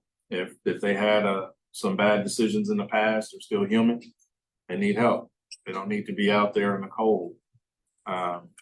We just have to be more compassionate because it could be us at any point. And I know if the tables were turned, we would want some help. So for me, I'll always try to do what I can to help out. It's not always popular, but I know if something happened to me, I hope somebody would do that for me. So to Joseph's point, though, I didn't watch the city's presentation, but I think some of the points that Joseph made, there should be a bit of onus on the actual city communication department as well. And if there is misinformation out there, media advisories around that with the stats, I think there is that role for that because coming from the world of politics, what I worry about is one unfortunate event becoming an anecdotal wildfire. And then so that I would hope your role and the role of others, that there is some preparations in place in case something like that happens. Hopefully it doesn't happen at all, just because the social media wildfire where, you know, what one thing could cause or what there could be misunderstanding without even that one, which where we are right now, there should be some onus in communicating more firmly and clearly and supplement from the city. Yeah, I wasn't gonna say all of this because we'll have this presentation tomorrow, but y'all are here now. So this morning I had a hour and a half meeting with our team and partners. Humankind was a part of that. WPD was a part of it. Comms was a part of it. Comms is communications. The mayor, vice mayor, myself, city manager, and again, Humankind was on the call, and we talked about a lot of what ended up being at that press conference and concerns and response. Community engagement, you know, again, we acknowledge the ball dropped, but everything happened really quickly. Not an excuse, but it happened quickly. We wanted to make sure we were very public and transparent with that, also knowing people would be upset. Going forward, what you will see is us looking to bring in organizations in the area, neighborhood, having bi-weekly meetings to talk about what's going on, making sure folks are at the table. That won't be closed door meetings. People will know when those meetings are and where. We will be asking if there are problems that can be reported back that we need to work on. That engagement will continue throughout the entire time that shelter is open. So we will be doing that. We will make sure that if anything is going on, we're transparent with that. Again, I don't have concerns about Humankind. They've done a wonderful job for decades here in Wichita with emergency shelters, but we are all aware that there's some increased scrutiny in this location, and we want to be open and honest about that. We've looked at security plans. We've already changed a few things that will be announced tomorrow as far as security. There will be more security present, working with WPD on at least the presence of law enforcement. So that was one of the requests of community, but we're already working on that. We had that meeting today. A lot of information was also asked. We asked staff to vet certain things. Ironically, Town West came up a couple times as a location that from community that we should look at. If you saw the news today, they lost power again. They didn't pay their bill and then they got it cut back on. Even with that, I did ask our team to look into Town West. But again, if we put unhoused people there and there's 250 folks at Town West, and they don't pay their bill and the lights go out, what happens? It's another neighborhood impacted. So I try to be realistic with the ideas that we have because this impacts people's lives. Town West is something I'm not a fan of just because if you can't pay your bills for whatever reason, the power gets cut off. We have people in the same situation. But we are already working on that. You'll hear about that tomorrow. We'll be taking feedback from the public. So whether you are upset or supportive or kind of neutral on that, we want to hear from the community. Any ideas will be taken seriously and we'll continue to report out on this. Is there a question online? It's just a comment that Humankind has not run this shelter for decades, but Humankind was formerly called Interfaith Ministries. They have run a shelter for at least 20 years, which is multiple decades. All right. that, we'll receive and file for the public agenda without objection and move into new business. Before we get into new business, item number 10, I know we already moved up number 11, before staff reports. If there's no objection from the DAB, I would, the agent applicant with the zoning case, item number 14 came up to me at the beginning of the meeting because they uniquely have brought actually the tenant that will be coming in as well, and they have some time constraints to speak to that. So if y'all are fine with that, I'd like to move the zoning case, item number 14 to after item number 10. So we'll have the Edgemore Recreation Center Plaza renovation and then go into that. All right, giving no objection, we'll go ahead and move into new business, Edgemore Recreation Center Plaza renovation.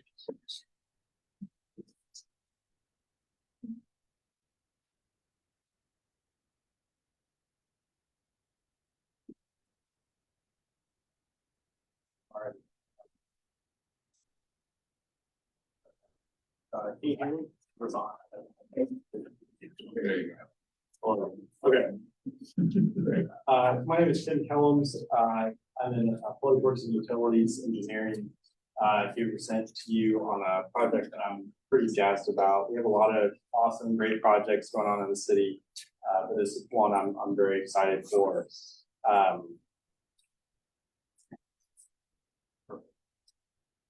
You move to the next. Great. So for those of you that have been, we kind of talked a little about flooding earlier with Bleckley, but another one here is outside the Edgemore Rec Center. You can see there some of the photos that it gets flooded pretty bad. And it stays there for quite a while, and it's not great during winter because obviously that freezes. These are the main entrances to the rec center. You can't just have these freeze. And it needs to be accessible for everyone to get to those, to get into the rec center.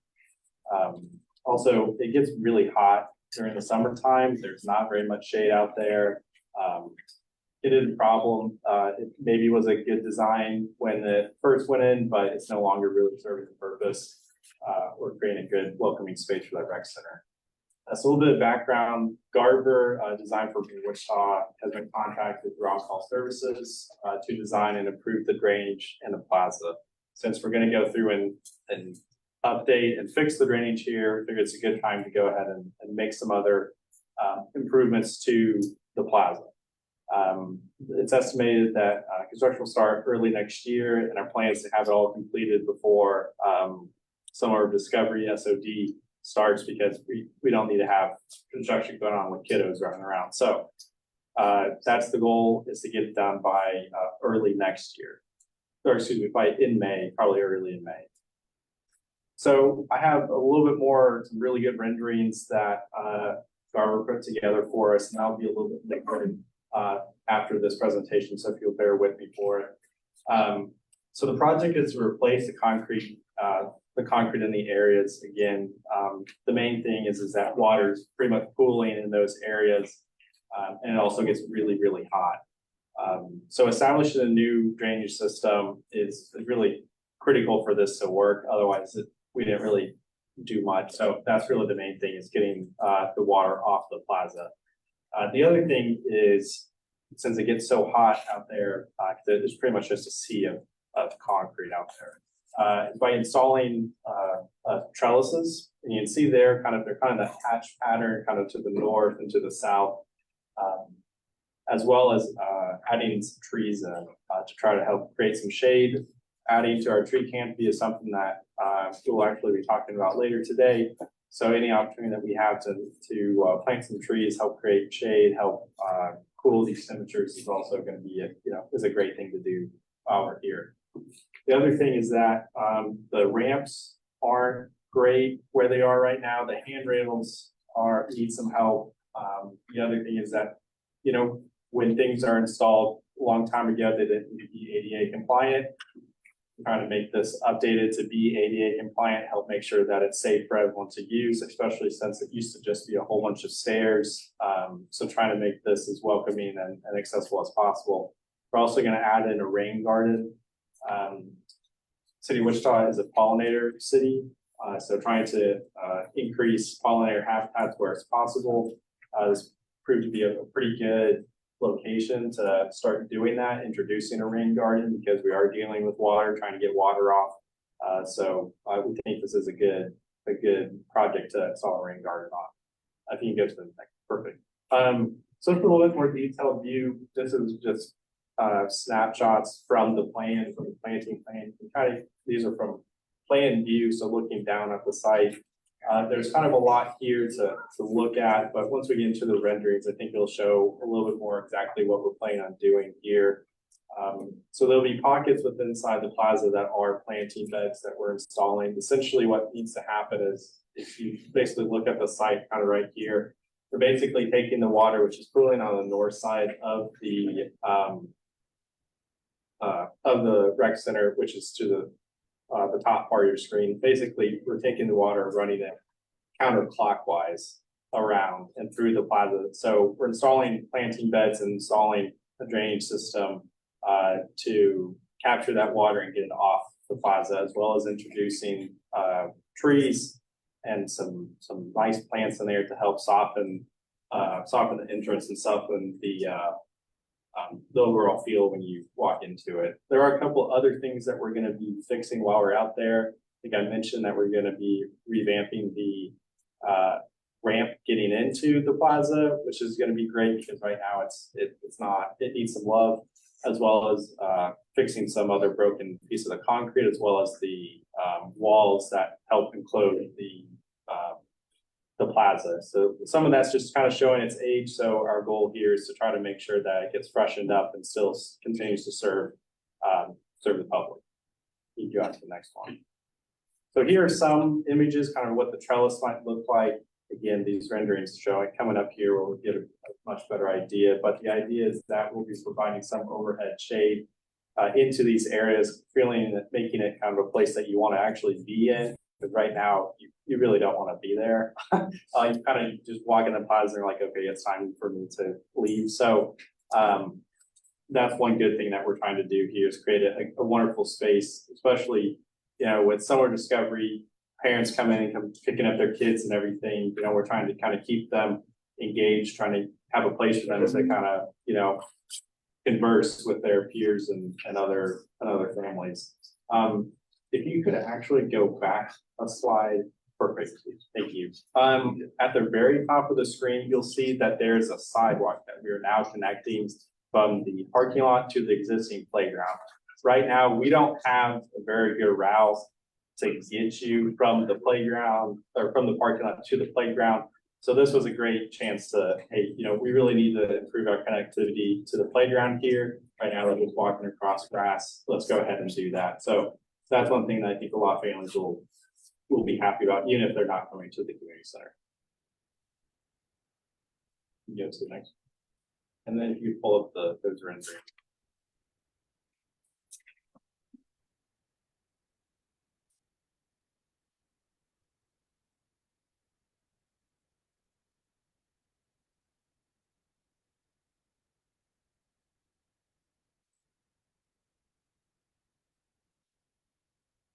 Thank you.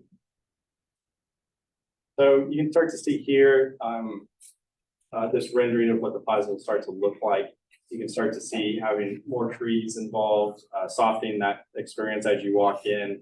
We're making the stairs smaller in the middle because you don't really need that many stairs. And also if we can have some more planting beds, that would be, it's always nice to have some of that stuff to make it more inviting.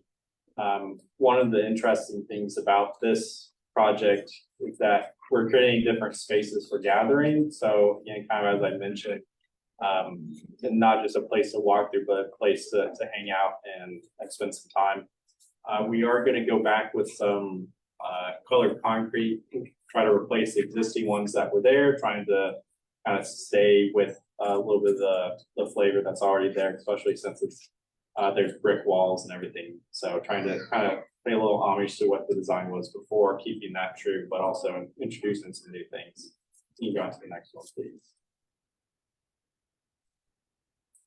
So yeah, so I think this is a huge improvement once these trees actually go up and get through and get to their kind of maturity stage. So It'll take a few years for us to get to this point, 10 to 15 with those trees matured, but once we get it there, I think it's gonna be a place that people are gonna really enjoy. And you can scroll down to the next one, and here's just a view of the rain garden, which I think we're hoping to put up signage to kind of help educate the public on exactly what a rain garden is and what pollinators are. And I think you can go on to the next one. But here's another great photo. So I'm happy to answer any questions. That's the end of the presentation. Got a few. Have you thought at all about capturing that water for use in watering the grounds? We buried cisterns, if you will. Yeah, so we do use some reclaimed water in some places, but this one we haven't really looked at to do. We haven't invested so much in irrigation systems as of late, sometimes because they tend to be hard to get maintained, and a lot of times you have to kind of do them right or else they get messed with and stuff. But no, we haven't looked into. Because our aquifer is suffering and our sewage system is gonna be pushed that much more. The other thing that bothers me a little bit is how often I see how thoroughly people water the sidewalk. If you've noticed, and are we taking care of some of that so that and you have there's an awful lot of grass to be shaved. Yeah. At this location. And I just wondered if there was any talk about native landscaping, using native plants at all that might not require that we could still have paths throughout, but.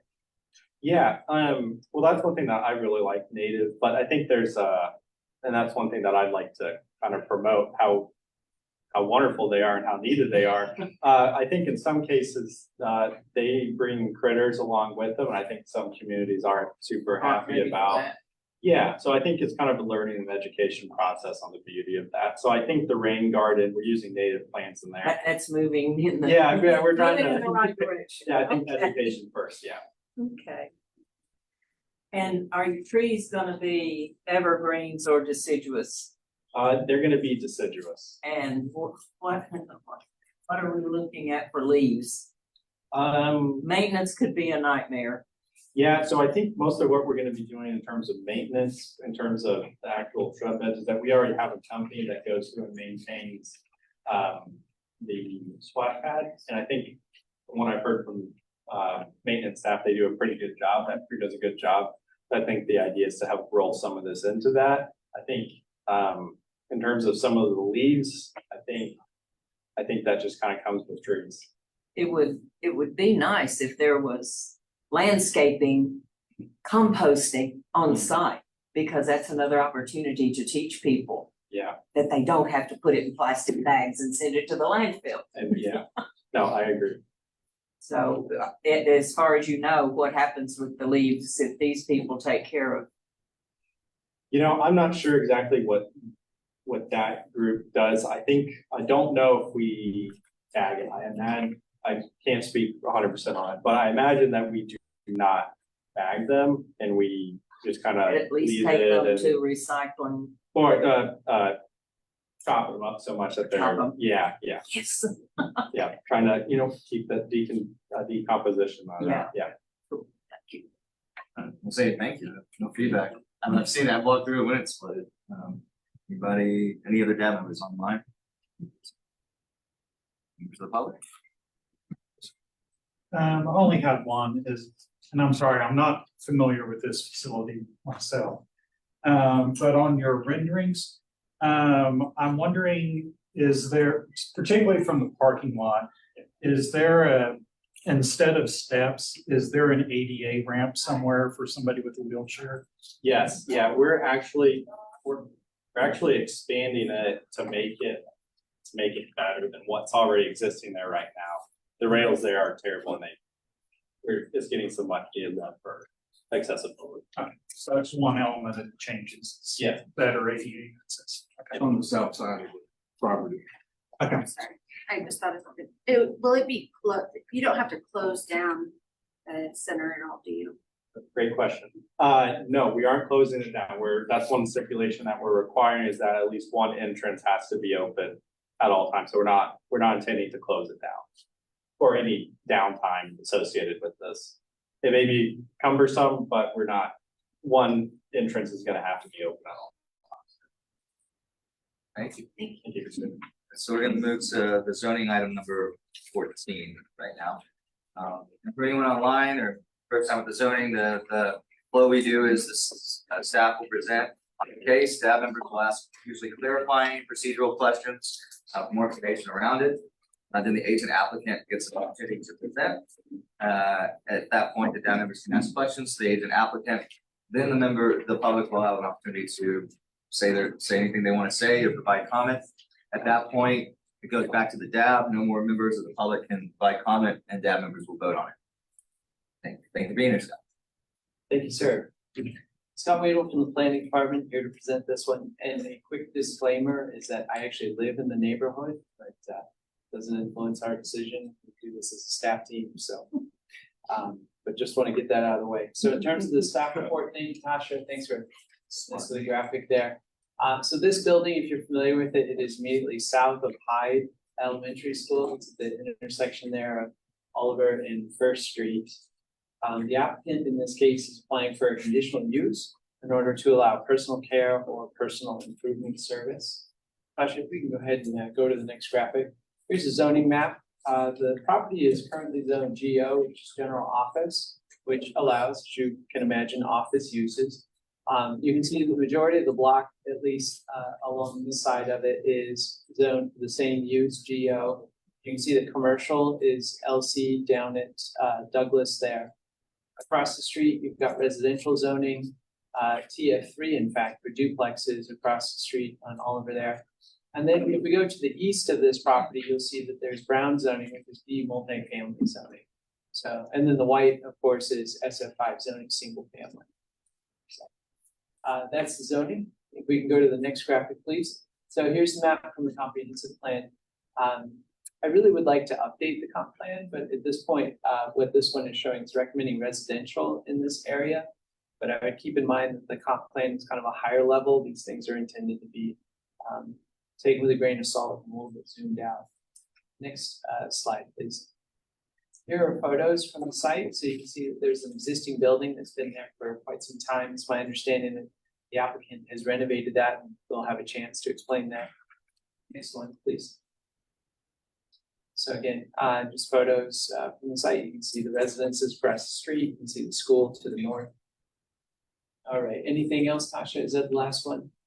Okay, let's go back to the beginning of the staff report. So here it is. Again, they're requesting the conditional uses for personal improvement services. What I'd like to explain about what that is it's pretty much what it sounds like. It would allow for hair salon, nail salon, dry cleaners, also photographer, like portraits kind of thing. So it's not LC zoning, it's not general commercial. Mainly adding chemicals. Well, I mean, between hair chemicals, cleaning chemicals.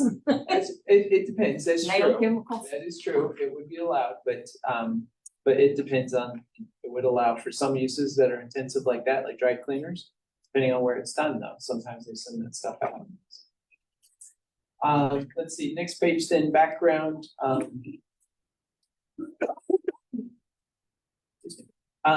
You can see there, the first paragraph is really about what their application is for. Talks about the context, which we've already gone over.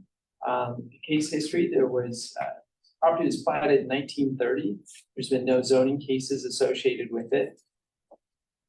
Talks about adjacent uses, public services. Folks are pretty familiar with the streets in the area and sidewalk grid. In terms of conformance to the plans, the planning department has found that it's in conformance with the community investments plan, our comprehensive plan.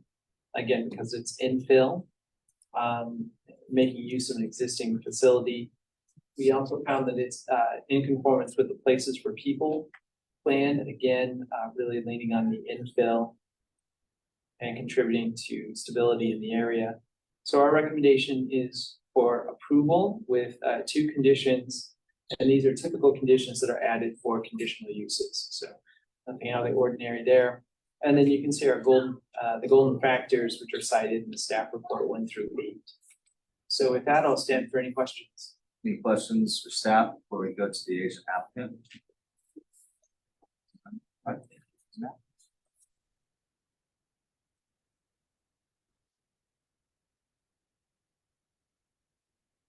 Thank you guys for listening to this. I really appreciate it. This is quite a process. So thanks for hearing this. We obviously went through the Metro Area Planning Commission, and I think they like that this building is finally going to be brought back. Did that slide presentation cancel you out? No, I think I still have it. Okay. There it is. So our company's called Planning for Generations, and we are Wichitans, and we want every opportunity in Wichita to be the best opportunity for the community.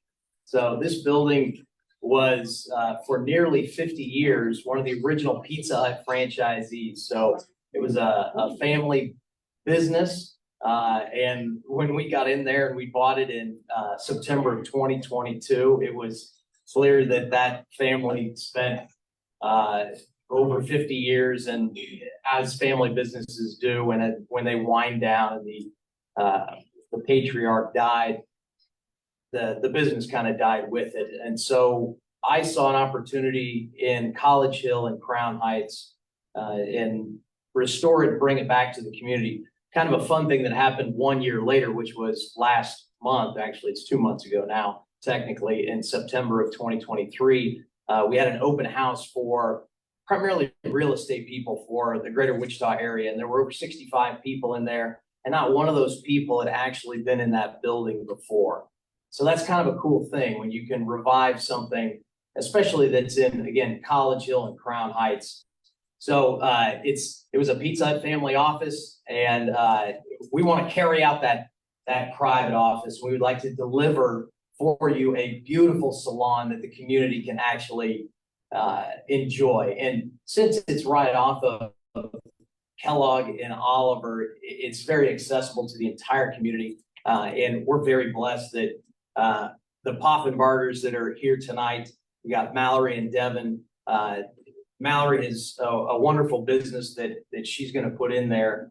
Let's go to the next slide. Is what you could. Yeah, actually, we can go to back to the last one. I wanted you to see that they tried to polish it up to say, hey, this is kind of what it looked like. And it was great. It kind of harkened back to 1978, which is fine. But the building on the interior needed a lot of work. It's a very strong building. We didn't change anything as far as the footprint goes. We just wanted to bring it up to its highest and best use. And that's what, when you're planning for generations, you sacrifice short-term gain for long-term sustainability in the community. And so now we can go to the next slide. You can see in there that, we made the entrance a lot more presentable. We put in new French doors. Those were kind of old aluminum foam-filled doors. It just didn't look appealing. And that's right there on Oliver. That picture is actually taken across the street directly west. So, I mean, it's right there on Oliver. It's a building that people pass by every single day. I like that Scott talked about the golden, what do you call them? The golden factors. And, this is a place that the community can actually enjoy. And so Mallory's got this beautiful salon called Edit. And I think we've got a 3D imagery that you guys can all go check, and you can see the interior of the building, and you can look through every corner of it to see what we've done to it. But we really just polished it up. It had that old carpet that you see in offices that was glued down. It had a drop ceiling that didn't look nearly this nice. It had seen better days. And so we really just polished everything up and made it clean. And I think what Mallory will tell you is that when she walked into the building, she saw something that looks ready for what she knows her clients and her customers will enjoy. Can we go to the next slide? this is important because we didn't want the community to say, well, what's happening? Because nothing has happened on First and Oliver for a very long time. Sorry, I get parched. That's why I brought my water. So it's important, I think, to be incredibly transparent to the community. And so I put this little letter together in September when we knew that this building was probably going to be leased out. And for 2 blocks north, 2 blocks east, 2 blocks west, straddles the College Hill and Crown Heights area. And we just put this letter on the door. There were some neighbors that were there. Didn't matter if they were renters or if they were owners of the houses. We knocked on each door. I knocked on each door, and I put this little letter there just kind of saying, welcome to the neighborhood. And I put my email address on there. If you have any questions, please get back to me. People were excited to see that something was going in there because, again, it's been empty for a number of years, and empty buildings in such a cool neighborhood of Crown Heights and College Hill doesn't make a lot of sense. We want to do something that the community can enjoy. And so we can go on the next slide. So anyway, it's really important that we distributed this letter and everybody has a chance to know what we're doing. Let's go to the next slide. This gives you just a little more, that's the top left corner. That gives you an aerial view of the perpendicular street, the east-west, that's First Street. And then that's Oliver, and it's heading south there to Kellogg. So it's incredibly accessible. Again, the building was very, very well built. It's all cinder block and concrete. We cleaned up everything that we could possibly clean up to make it pretty again. And then it's ready for Wichitans. And in fact, it's ready for our last slide for Mallory Poffenberger's business. And I love the name of this. Who did it? Come on up here, Mallory, will you? Thank you for doing this. Thank you guys both for being here. Edit, where did you tell these folks where you came up with that? I came up with edit because whenever you go into a salon, you edit the way you present yourself. You edit the way you look, if it's cutting your hair, coloring it, all of the above. But please do. Okay. Good evening. My name is Mallory Poffenberger, and I want to share what Edit Salon is going to be. Edit is going to be a place where individuals will be able to create a space for their services in their individual studios. For example, some of the services we are wanting to offer are hairstyling, lash extensions, makeup, massage, and spray tans. If the salon is at full capacity, it will employ 15 to 20 people. With that being said, we are so excited to bring revenue to the College Hill and Crown Heights area. We are looking forward to this new destination. Yeah, so I'm so happy. When I first met the Poffenbergers, Mallory's just like excited. When I meet entrepreneurs, it makes me happy because they're taking an idea and then they're putting themselves out there, and she's got such great ideas. And I think it's such the perfect location again, because it's accessible to the entire community. And I'm so happy that our dream as a family to make a building that was kind of lost, but in a beautiful location, to revive it again. And we're excited to have Edit Salon there. So thank you guys. And we're happy to answer any questions if you have them. Any questions for the applicant or the tenant? How long have you been doing? I know Edit will open for the first time. So how long have you been in the industry? I have been in the industry since 2017. Awesome. I think this is really great. I know that there are a lot of girls who do pageants in the area who always are looking for a salon. So I'll be sure to let them know about Edit. Thank you. Any other questions from town members for the exam? And please come by, because that was the most fun part about this, is that there's people that had never seen this building before. So please come see it. It's extraordinary. And of course, Mallory is going to make it even better. So thank you all. Thank you. Any members of the public want to comment on this? Hearing none, we'll take it back to the DAB. I will say, Brandon, if you couldn't tell, no, Brandon hosts the ICT podcast. I feel he's so great in being a champion for Wichita business folks and community folks. So I just like, it was great seeing an element of the podcast during the presentation there. I picked that up. And I like Scott, live in the neighborhood, and actually I walk past this every single day on First Street. And Brandon had reached out to me as one of the neighborhood contacts to see it. And I have to say, in large part, I wish more people were like Brandon when they have a zoning case, because he reached out to me and I never knew it was inside the building. And when he reached out to me and I went over there, him going through this process for the first time, he had already set forth in his mind, like, I already have this letter, I'm gonna go knock on these doors, I'm gonna go talk to all these folks. And I was like, I wish everyone who's doing zoning cases can come in like this, because this is the model. Because one of the things we always ask is, what is this conditional use gonna be for when we're doing that zoning change? And so that was refreshing. My only question I had was really the parking and the access and traffic. And that is a real mixed use block. And one of the things Brandon showed me, and they proved it with that September event, was they had 65 people there without issue, because all the other businesses including the Roy Group right next door, has ample parking, which was something I was worried about with the parking right there. They're so busy or very popular, but it seems like they answer that with the other businesses on the block that are all seeing each other work together. So I am certainly excited for this. I'm excited to see more local folks have an opportunity through Edit to have their business to work and have jobs as well. So if there's unless there's other feedback, which we're happy to discuss, but I want to make a motion to approve with staff recommendations and conditions. So,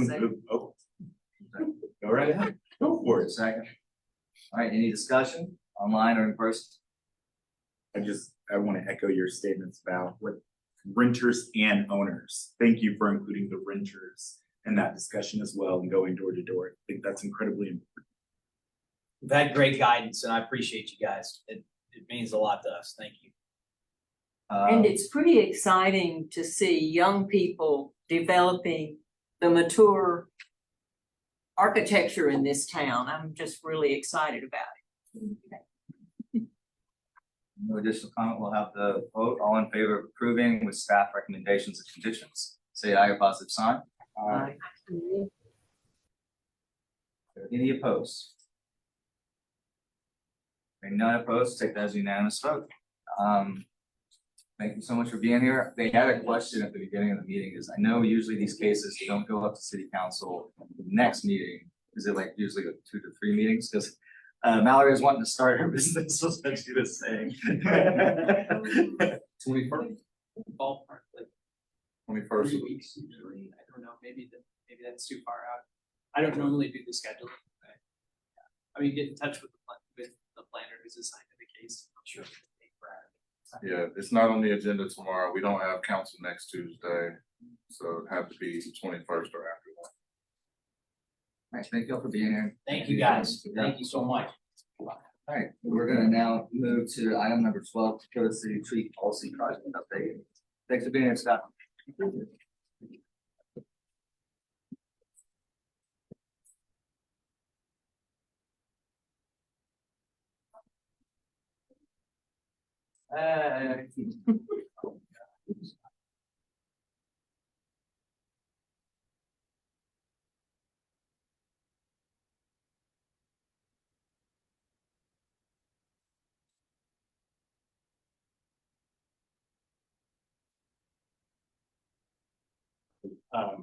Village Elms, Public Works and Utilities, here to present, in part, the proposed tree policy.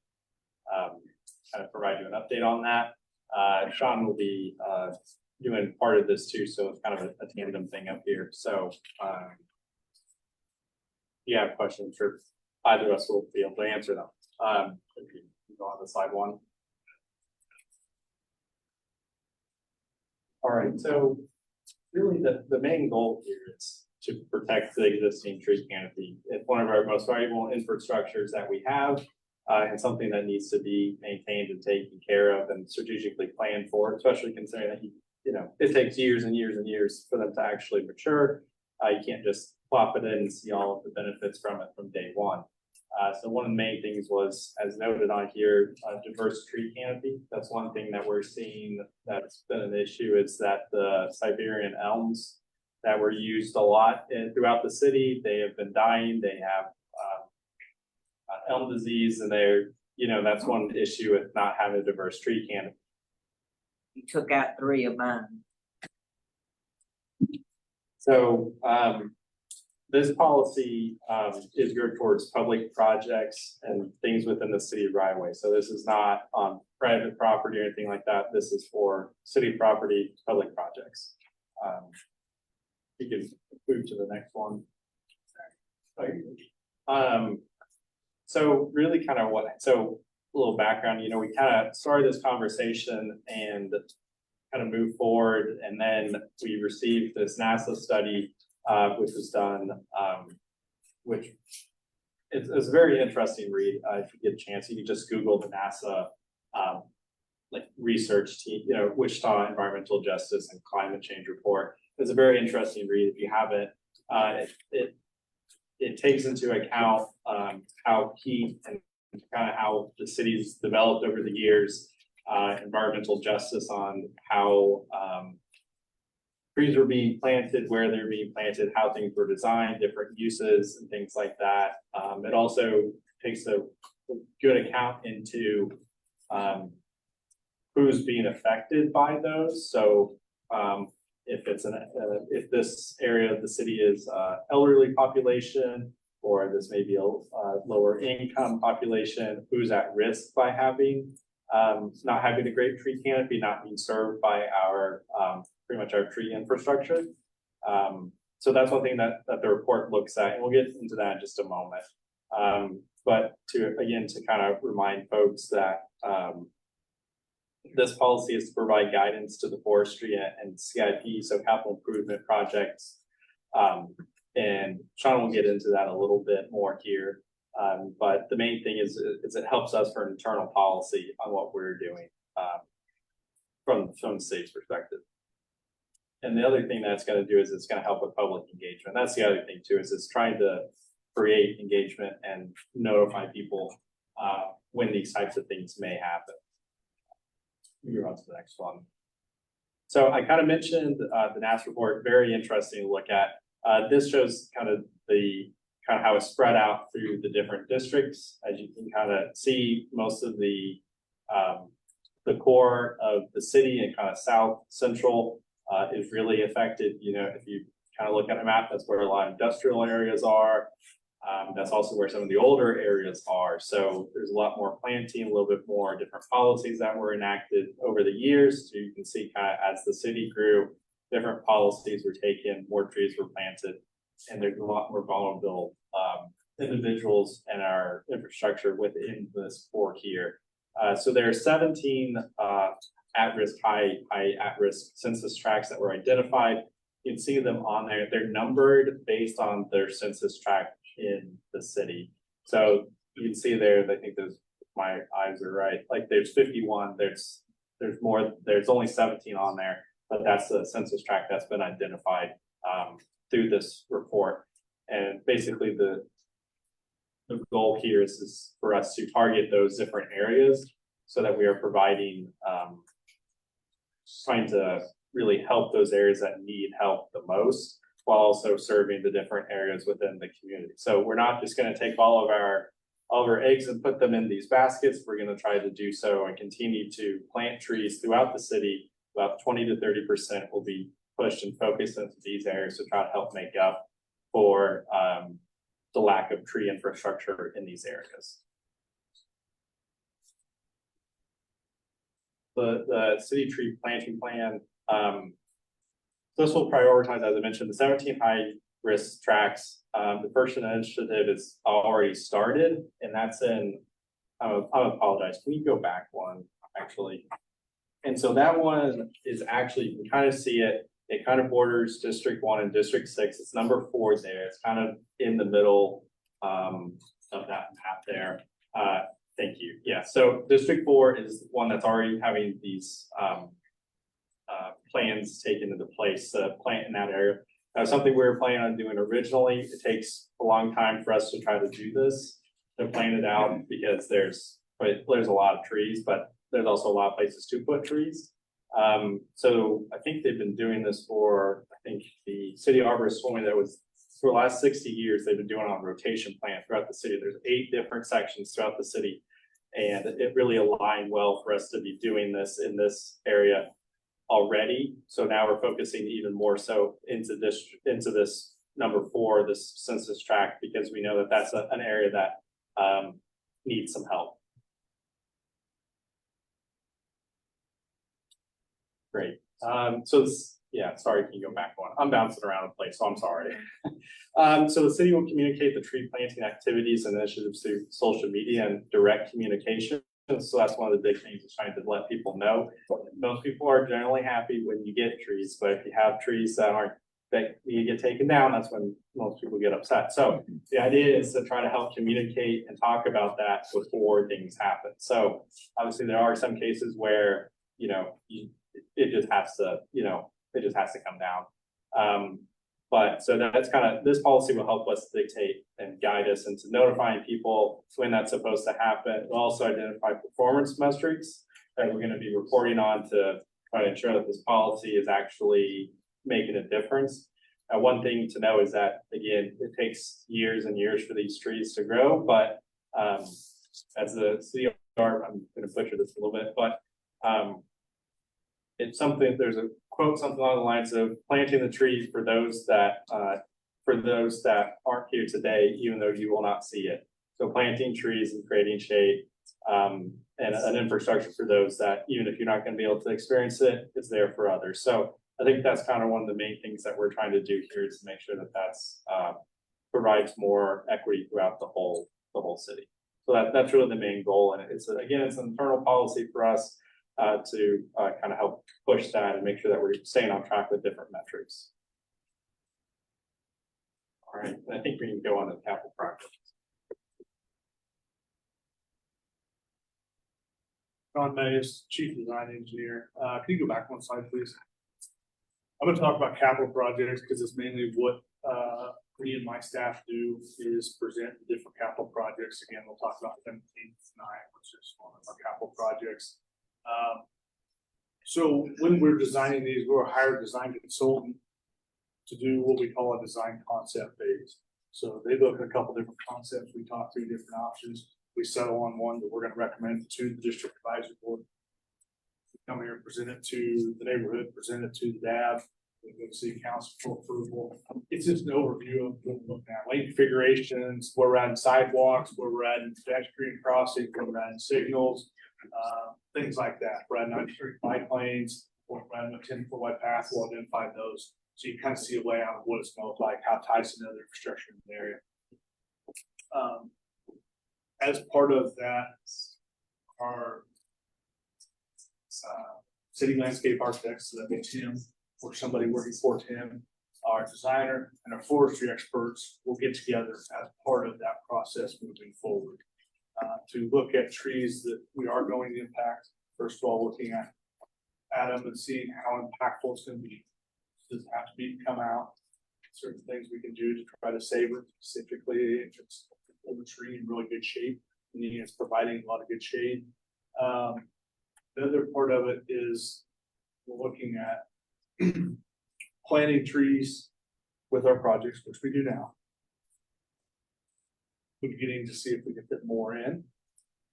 And if we can't, I don't know how well but like the West Street corridor around Kellogg, whole thing underneath there is just jam-packed with tourists. So trying to plant trees in there is like impossible. It is very, very tricky. And most of that's industrial. It's not something that you have a bunch of residential people out walking significant amount. Now, obviously, people, there's a lot of restaurants too on the north side of Kellogg. So if people are walking from their business to the next, it would be nice to. But there are certain areas where it becomes awfully hard to fit all these trees you would like to plant in this area into the right way. So it may be that we don't put it in West Street, maybe you go to Maple, and there are places you can put it in Maple around West Street, or is there places, Pawnee or Harry, that you can put in around the same area. The other part of it is public engagement. So design concept we'll show tonight. For 17th Street, we show what we anticipate tree removal will be. Go ahead, go on next slide. So this is an example of a concept. Again, you'll see 17th Street tonight. So this is 135th Street out west, just south of 13th Street. So for the most part, what we are doing, it's a existing two-lane asphalt now with bar ditches on each side. Just means there's ditches on each side. That's where the drainage goes. It's going to be a 3-lane curb and gutter, underground storm sewer, 6-foot sidewalk on the east side, 10-foot wide path on the west side. You can see, I'm just gonna come up here and point that because I think it'll be easier. But you can see this newer development, and it's probably 20 years old by now, but has trees planted, they planted as part of the development on the side. So we have pulled the sidewalk. Our typical standard is to put the sidewalk at the right-of-way line for a number of different reasons. One, just to identify where public and private property meet. So you can typically see it, because the number of people who don't have any clue where their property begins and where it ends, unless you're gonna go out and get a metal detector and find your property corners, assuming you can do that, or pay somebody to come out and survey it, it's a pretty easy identifier of a good place of, this is your private property, this is public property. There's differences between the two, and you need to understand what those differences are if you're gonna try to do so. Go on to the next slide. So this is in the same general vicinity. This is 13th Street North between 119th and 135th. So that was at the north end of that project. 13th Street was just off the screen. This is 13th Street just to the east. You can see a number of trees. And this was based on feedback from the community when we went out and met with them a couple of different times actually, but not just about this, but you can see that we snaked this sidewalk through those trees to try to save as many trees as we could. And some of these are not good trees. Some of them are hedge trees. They're part of a hedgerow. But they wanted it for not only shade, but just the protection that it provides now, because they are close enough together that it does provide. It filters the arterial street from. Now, the funny thing is they came in and built a wall anyway, so it really didn't matter, but I say that, so typically we have not in the past, unless somebody's asked us for, we typically have not come out and presented these type of plans to the district rise board, to the HOAs, to those, unless we've had requests. We've just done the best we can to try to mitigate these. And actually, the start of this project, what we did with this HOA board is went out there and marked the trees that we knew were gonna have to. And they were out there when we marked them, so they could look at them. We could talk through. Typically, we don't like to do this where we are putting the sidewalk to the back curb for a number of different reasons. If you're a pedestrian, it does not feel great. It's not super comfortable. But there are certain things we do it. Obviously, anywhere downtown, the sidewalk goes from the back curb all the way up to the building in most locations. So it's not like we don't have any of it. But if you have the room, ideally, we would not like to do that. But in this location, we made some concessions to try to help save some trees. Go ahead to the next slide, please. So one of the things we need to expand is to try to help our contractors better understand about protecting the existing trees. And we're probably gonna have to come up with some details of what they're gonna have to do. They don't always think about the trees as far as, hey, we're not gonna take it out, but are they pulling heavy equipment up to it? Are they doing different things like that? How are they trimming it? We have some details that already tell them how they did trim it, and that's not using an excavator, just going up and taking the limbs off. But we're probably gonna come up with some details of exactly how some of this is gonna have to be done. And we're probably gonna have to pay them a little bit extra to install some of those. Well, to install some of those, whether it's snow fence around them with the T-post for individual trees that we are trying to save. So it keeps them away, so they see. Obviously, you can still back through the snow fence, but it gives them a visual barrier to stay off of that so they understand it. We're gonna do the same thing we have been doing with as far as planting trees.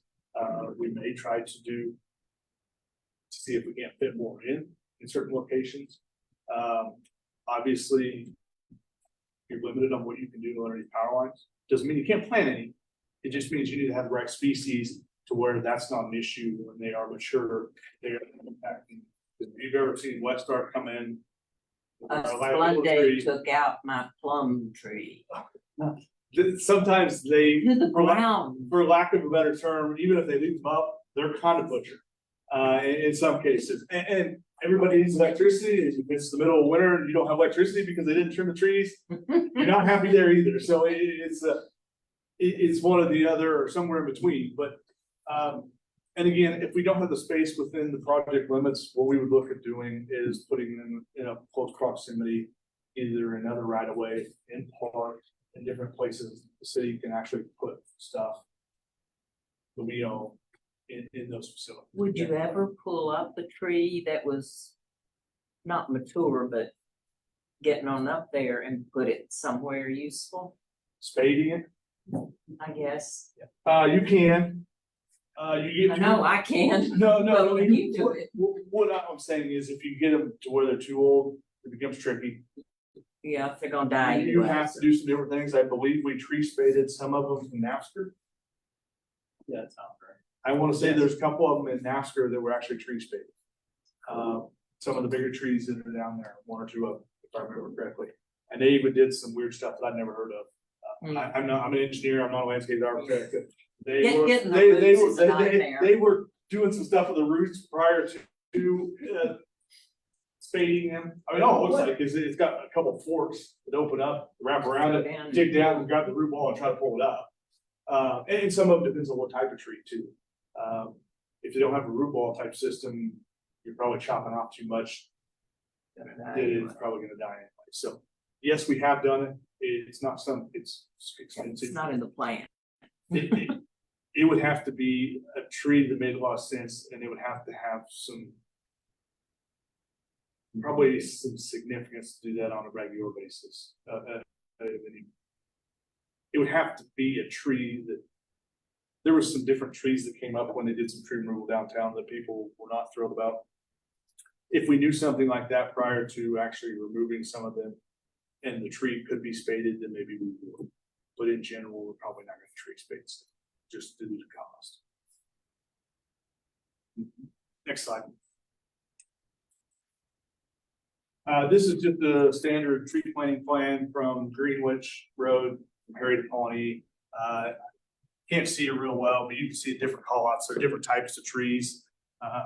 Tim reviews these, or Tim's staff will review these to make sure we get the right kind of trees in.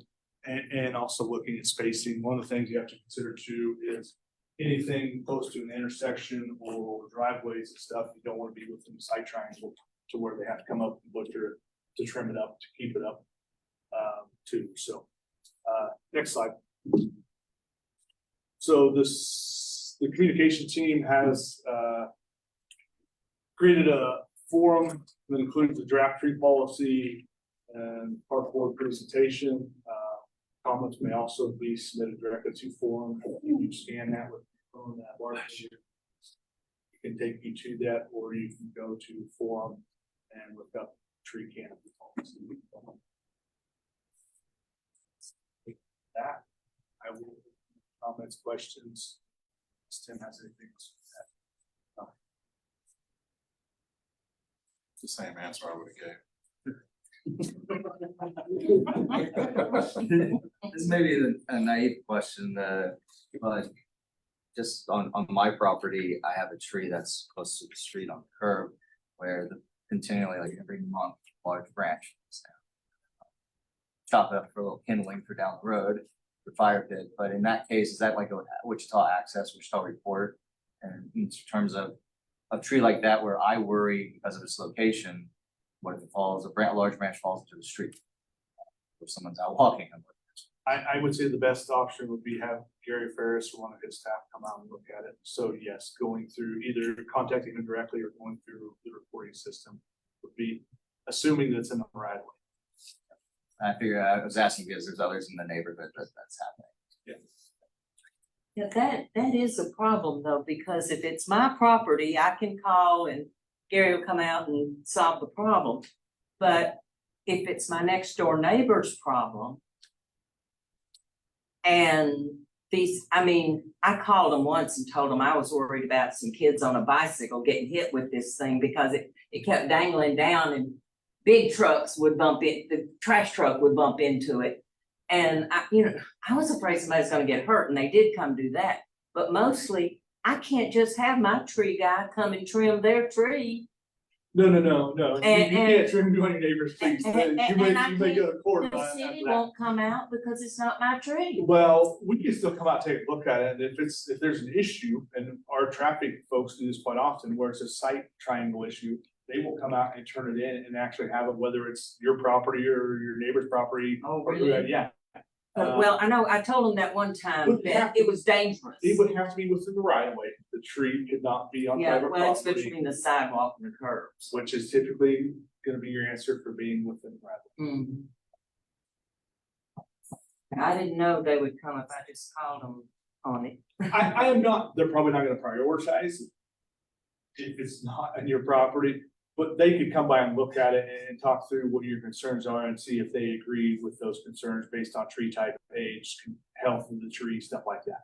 Yeah, this is the location where I have my art studio, but the next door neighbor is a renter. So they can't approve anything, and then if the city won't let me report it as an issue, If it's a danger to the public, we can. That- we need to that do- they did come. That came. Regardless of they came within 3 days it's when I your said it was tree a or danger. your neighbor's tree with some other problem. But that thing needs some love, and I would pay for it, but I can't get hold of the owner. The DAB members online? There any comments online? Any members of the public? Yes, sir. Just have a couple of quick ones is, first, I acknowledge and thank you because, when I first started going to, a lot of public meetings before, trees, well, that's a park thing, and it really never left. There's much greater awareness now. It's a topic with Public Works, it's a topic with planning, it's a topic across, several departments on several meetings I've been to. So, a lot of good progress there. I do appreciate that. One thing I will mention is the NASA map has actually been a topic in a WSU class I'm taking with Aegis or ArcGIS, Esri software. And the reason for that was when I first saw that map, I was just like, how did they screw this up? Something's wrong. And the reason for that was that some of those areas of town that were rated as, hey, we got a lot of trees there, this is the best of Wichita. And I was like, those are some of the most miserable places for me to be. And then, so then I read the report and, in case you guys know the terminology there in surveying, they'll call it ground sample distance, on your maps, which is basically what's the size from center to center or a pixel. And on those maps, they were commonly 15 to 100 feet per pixel. So the nuance that came up into that is the reason I was considering these miserable places was that I was in those places when I was bike commuting, I was on the street, and there's nothing overhead. So for me in that public space, where I was in the public right of way, it was miserable. You get on the other side of that other side of that sidewalk. Now you got all these oaks, you got all these. So it turns out when I started looking at the NASA data looks to be exactly right. But there is that trap of, okay, you're looking at data, but what is the data really saying? And so there are occasions where there are some places on that map where it looks great, but if you're in the public space, it actually isn't. And a couple of cases of the other way around. Like downtown, those buildings are providing shade too. Well, even stuff by West Street, that's gonna be town west, so you're gonna have a lot of building, parking, and industrial uses down in that area, so you don't have a lot of trees, and they probably don't have too much priority to trees on the private side, so. Yeah, so there's also there's places that look bad because they are.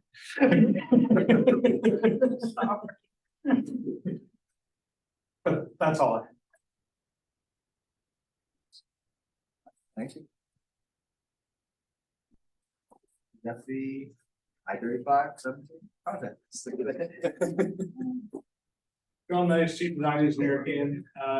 Joining me tonight is Brent Chestnut with Lockman. If you have any tough questions.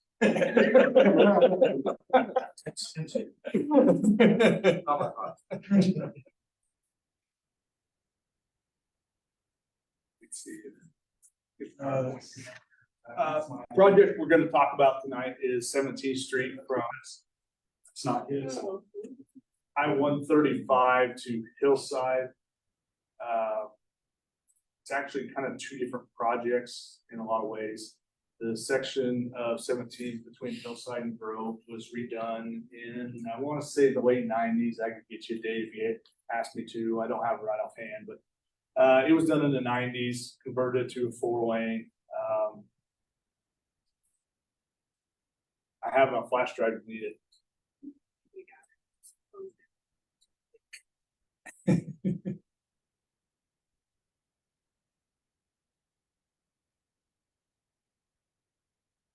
Anyone? Yeah. Tasha, it's in this one. There she goes. There it is. I think it's that one there behind it.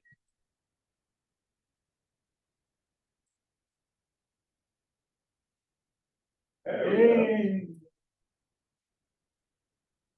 Tell they all came from the park.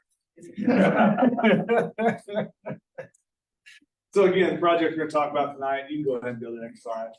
Background, June 6, 2023, the city council approved a contract with Bachman to come up with some design concepts for this. Another part of this project was selected by WAMPO to seek federal funds. Next slide. Just to give you an idea here, again, if you don't know the area project limits, or you should know it because we're just north of here, but I-135, you have Grove in the middle, and you have Hillside on the east end. Next slide. I threw this together just because I used it from the other Redbud meetings. But so if you don't know, this section of Redbud right here, this big old gap that's missing, we had a public open house last week, I think. It was last Thursday. It's going to DAB next Monday for that section of Redbud. We got $2.23 roughly $1 million in carbon reduction funding for that project. So you're filling that big old gap. This is one of the other gaps where we don't have great bike connectivity through this area. If you go south of WSU, when the Innovation Campus came around, we converted that to a 3-lane, added on-street bike. 2 years ago, probably now, on the other side of I-135, we completely reconstructed that section of 17th. It's a 3-lane now with on-street bike lanes. That's what we're looking to do here. Next slide. I threw this together just because if anybody had any questions about traffic volumes, a 3-lane roadway can handle up to roughly, in Wichita, I'm gonna say 17,000. There are other locations where you can go above the 17,000 threshold, but for driver expectancy and what they want to wait in Wichita, going anything above 17,000 is probably not real viable. But you can see what the traffic volumes are through this area. It's 3,000 on the west end and 5,900 on the east. So we're nowhere close to looking at issues with traffic volumes. If you don't know the section, the existing section is already curb and gutter. It's 4-lane. The section between Grove and I-135 is very narrow, and it's a unique section. I'll talk about here in a little bit. Next slide, please. So this is the section, this is just an old set of plans, just so I can kind of give you an idea of what happened here. So what they actually had was a residential street, 31 back to back. They knocked off the curbs, added 7 feet on both sides. When they did that, they actually made it out of concrete, the whole widened section. So what you ended up with here is there is no curb and gutter. It's all part of that concrete widened section. So it feels awfully narrow when you're out there. And if it rains, and there's water coming down the street. I'm guessing it really feels narrow because now you have no curb and gutter. That's actually where your wheel path is going, is in part of that curb and gutter because it's all part of that. So part of what we'll do here is we're gonna widen this section of roadway. Next slide, please. So this is 17th Street, again, at the very west end, looking to the east. So right behind me here in this picture is I-135, the 4-lane curb and gutter section.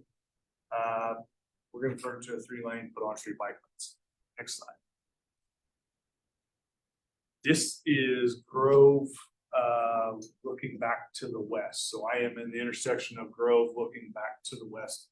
Again, this right here is where the other project stopped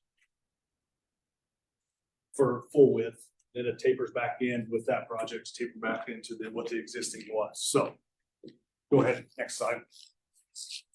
Same location, just looking back to the east. This is a section that was redone in the 90s, including this intersection of Grove that we're looking at now. Next slide. This is at the east end, so hillside looking back to the west.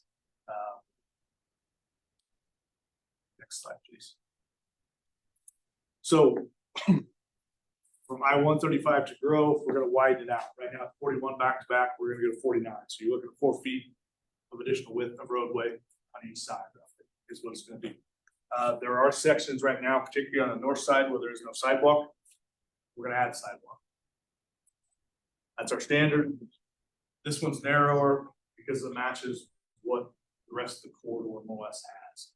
The section to the west, excuse me, we didn't have enough right away to build much of anything else. So we're just kind of matching that. Our standard anymore is 6 feet. But we're not gonna replace the whole section for the stuff that was rebuilt in the 90s. So it just kind of made sense to match what's on each end. Next slide. Does back to back mean both sides, like? Back of curb to back of curb. Asking for my friends. Yeah. So this is the existing section. This is what 17th Street right now is from Grove to Hillside. We're not changing anything. It's 49 back to back.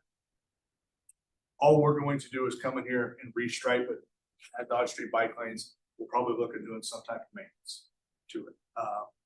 First of all, for structural integrity. Second reason is to get rid of the old pavement markings.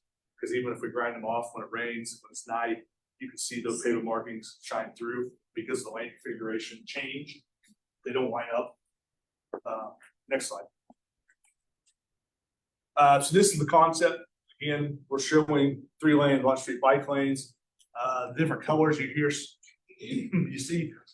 Private property are generally either temporary construction easements that we need, or there's a couple corner clips of right of way that we need to hydraulic. The red is temporary construction easements. Federal funding. If there's not a barrier, we're gonna build a driveway or sidewalk up against the right of way. If there's not a physical barrier, we have to either create a physical barrier or get a temporary construction. So when our contractor is setting forms, they do not step onto that private property without paying that person for being able to use that during construction of the property. It's just the federal requirements. It's not gonna change. So we either have to create a barrier or get these temporary construction easements, or move the sidewalk away. And there are some locations that we're actually gonna do that. And I wanna say one of them's on this slide here. If I can find it. It's right in here. And we're gonna have to talk to this property owner. I was hoping he was gonna be here. He or she would be here tonight. They got an encroachment fence, and normally we probably just tell them to move the fence. I think we had some people here, but they got tired. Yeah, and we talked to them. Oh, We talked to them a little bit. Didn't say anything about it, so I hope it wasn't. But it's not just normal fence. It's actually got brick pillars. And stuff like that. So I'd really rather just pull the sidewalk out. The part of it is with federal funding, you have to get rid of all encroachments. So I'm concerned, the only way I know out around this is to have them actually go through a vacation process of vacating some right away. We would keep it as a utility easement because there's sanitary sewer going back behind it anyway. But that's the only way I know to get around it. We need to have a discussion about what exactly. Right now, we show the sidewalk going south, so we don't have to take that fence out. This is the section between Grove and I-135. I didn't say that earlier. You can see we have X's through some trees. Those are the trees at this point in the design, we think we're gonna have to move. Sorry. So you can see there's X's, X's, X's, X's. One of the things we will be doing in the future, we will bring these back, a set of plans for about 80%. So we have a much better idea of what exactly is going to be removed, what's not. Next slide. This is Grove to Hillside. Doesn't show you much. All we're doing is redoing the paint markings for the concept. We'll obviously do some maintenance on it where we need to, but it's going to be the same roadway it is now. Extract that signage.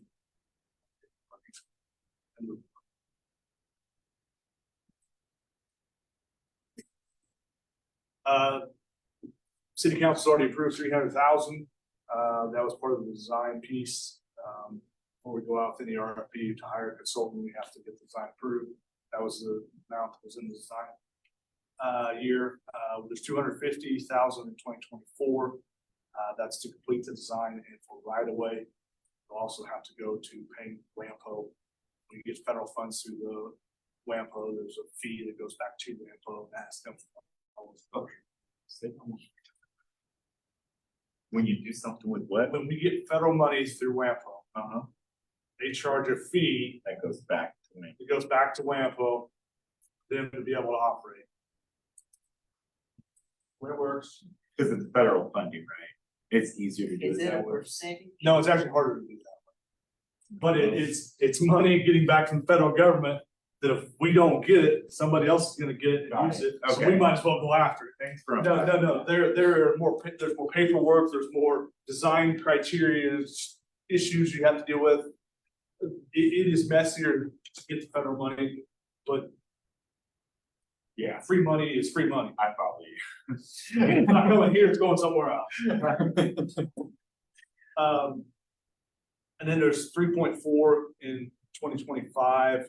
I'd have to look, but I believe about 2.2 of that is federal money. So 2.2 million of it is money. Next slide, please. So I should add one, but we're actually taking this to Bike Pet Board next week. And then it'll go to City Council on December 5th.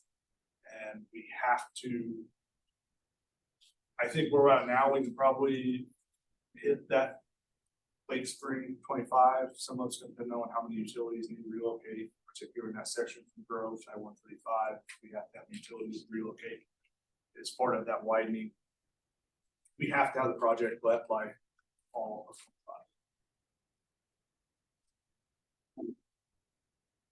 One thing I didn't mention that I probably should, the section between Grove and I-135, we're probably looking at one way westbound in the first phase. The lanes are just too narrow to try to keep two-way traffic open. It would just be in that first phase, we could get enough of a bill. If you could open back up, it would just be from Grove. We would not close consecutive side streets. So not great as far as getting around, but there's enough side streets that you can kind of weave and wind your way through there for those 4 to 6 months of us constructing that. And with that, I'll open it for questions and comments. So I guess the unique thing about this is for any residential properties along that 17th area, this is a unique way for them, the homeowners, because I hear it right on the past, not having to pay for their sidewalks. Right? Because that was like the issue, because anyone else in Wichita, if you repair or put in a sidewalk, they typically, the homeowner has to have a financial stake, right? Any arterial street, if we come back and do the project, and this one, minor collector, but anything that's arterial street, we come and reconstruct it. You do that in driveways too. You do that too. Scott, thanks. It's for driveways are the same way. Those are properties that are maintained. So if you want to do drive, you got to pay somebody to come out before you do drives. I- The approach, this portion within the right of way. But we come and do one of these projects, we replace it. But yes, that is correct. In general, you're gonna have to pay for your sidewalk or driveway approach within the right of way. But at this point, 17th is arterial. No, it's this point, we are doing a project, so we're gonna replace it. Okay. We're gonna put all new infrastructure in. Pretty good bang for the buck, if that's 300,000, the ROI, same, that's a large area y'all are covering. I was looking at the report on the cost. Well, but it's almost $4 million, so. Okay. Yeah, that was the first one, I was like, I was having my mind blown over here, like the Hangover movie doing the math. So, Like, so this what, is possible. hold on. So what we're doing on the section between Grove and I-35. Hillside, Yeah, oh, Hillside. what we're doing on that section, we've done some projects like that with our maintenance with maintenance projects where they're already doing maintenance. We come and restripe it. Broadway would be one between 13th and 21st. Mosley between, I'm trying to remember, what, 17th and 13th. We did hydraulic down south. So we've converted 4 lanes to 3 lanes and done on-street bike lanes. Some of them were so narrow, we couldn't even do that. I think it was Hillside, there were like 9-foot lanes. I don't know, he actually drove next to somebody, but when we did that, we did a maintenance project in the area, we actually came in, and it would have been something like 300,000 to do it. That it was not a substantial investment. And you were already making investment because of the deterioration of your pavement. That it made a whole lot of sense to do what we were doing when we did the maintenance project. Questions, comments from online? Public? Yeah. Yes, sir. So, first of all, it's, great. Thank you. But Alan Kalin with Bike Walkers. You know, I think it's great, obviously, covering that gap there. That is a very, obvious gap in between, the 135 and Hillside there with what's done on either side of it. So that's fantastic.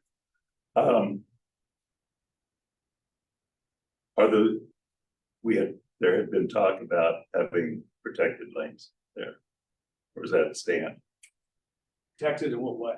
Physically protected, having some sort of physical barrier between the bike lane and the traffic lane. That is not the intent with the project. Is there any consideration of that? Not really. Okay. I mean, You don't have it on any other, either end. So I it'd be understand. out in the middle of nowhere, and this is probably the least traveled. That's true, that is true. So it did make a whole lot of sense from that perspective. That's true. I mean, it is a 5-foot wide bike lane. Yeah. With a 2-foot buffer. Yeah. I understand. But we did not intend to have any physical barrier with this project. Doesn't mean we couldn't. But for the reasons I just mentioned, it didn't seem to make a whole lot of sense from that perspective. It is not the most important, not the most vulnerable area. I agree. On the other hand,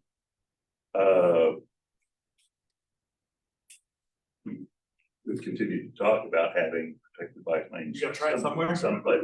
You gotta start somewhere, number one. But number two, you know, doing it in an area where there isn't a lot of interference is, you know, a good way to do it. But the reason you have to start somewhere is because until you do say, well, you know, we don't know how to do it. We don't know where, you know, how it's gonna work. We don't know.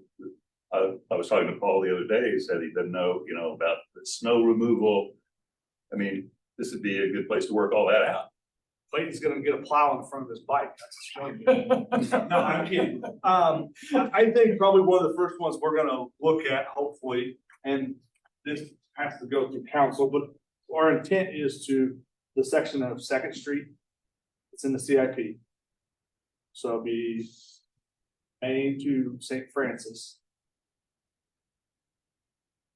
Would be to look at doing something in there and see if it makes sense. Can we sponsor that? Huh? That's where our office is, you know. This is recording. On the record. you have to submit it for federal I funding. know. And so part of it was to, hey, that is downtown. Yeah. There probably is a reason for some type of heightened, No, that's where our office is second in St. Francis, that's why. that's not the reason. But that is one of them that we would probably float that idea and see how it goes. There's not a bunch of driveways. Yeah. That's the other piece is you have a bunch of driveways. Or you have undeveloped land that could potentially want a driveway in the future. When I say undeveloped. It's had something on it in the past, maybe it's been torn down or whatever the case. There are a decent number of areas here that does not have a dwelling right next to it, that they can come and redevelop and ask for a driveway. Well, then what happens to that barrier? That's part of the reason that I wish more people would have showed up. We would have liked to talk about medians. We took most of them out because of that exact reason. Seems like we put them in and if it's undeveloped or in the process of being redeveloped, as soon as we put it in, they want to take it out because that's where they're driving. Yeah, although I understand on the medium, but on, as far as the physical barrier for the bike lane, I mean, that's not a problem. If you're gonna put develop something in there, then removing, a length of curb is not gonna be an issue. And it's not necessarily, well, I guess, to me, I don't know what you're thinking as far as protection. I didn't know if you were thinking curb and curb. Yeah, there's multiple there's a options you huge- can there's look a at, huge but variety. if you put curb in there, Then that becomes a problem. Well, no, the last time I talked to Paul, it seemed to be what he was leaning toward. Because as I understand it, you have problems with issues with like snowplows or something like that. And if you have intermittent barriers, then it may be more of an issue. But I mean, yeah, but I guess the short answer is yes, there are lots of different things. Well, and part of it is, I don't know how long we've had, I haven't talked to our maintenance folks, but the other day I saw them cleaning the bike lanes. Yes, they've got that little sweeper, Yes. yeah. Which took some of our major concerns away, Yeah, just from sand removal and gravel removal from those. No matter what you do, a snowplow may hit it. Yeah. So either it's gone and you gotta come back and redo it, or it dings the snowplow and they have to replace one of their shear bolts. Well, I think it goes back to my original point is you gotta figure out how to deal with those issues someplace. And this might be a good. The driveways, alleys, and side streets are the concern. I know this is, while we have you mentioned earlier, the downtown improvements before the tournament, hopefully in 2025. Yeah. Is that timeframe? There's so much discussion on this, so I don't know what actually got approved. I know those north-south streets were the ones focused on. But as far as the Douglas and all the changes to that, making road diets on Douglas, is that the same timeframe as well? And how long? No, okay. We will, I have to back up, I believe we will start those designs up in next year. There's funding next year. Back up. That was not the same time. Questions? I guess, Sam, if you can go ahead and look at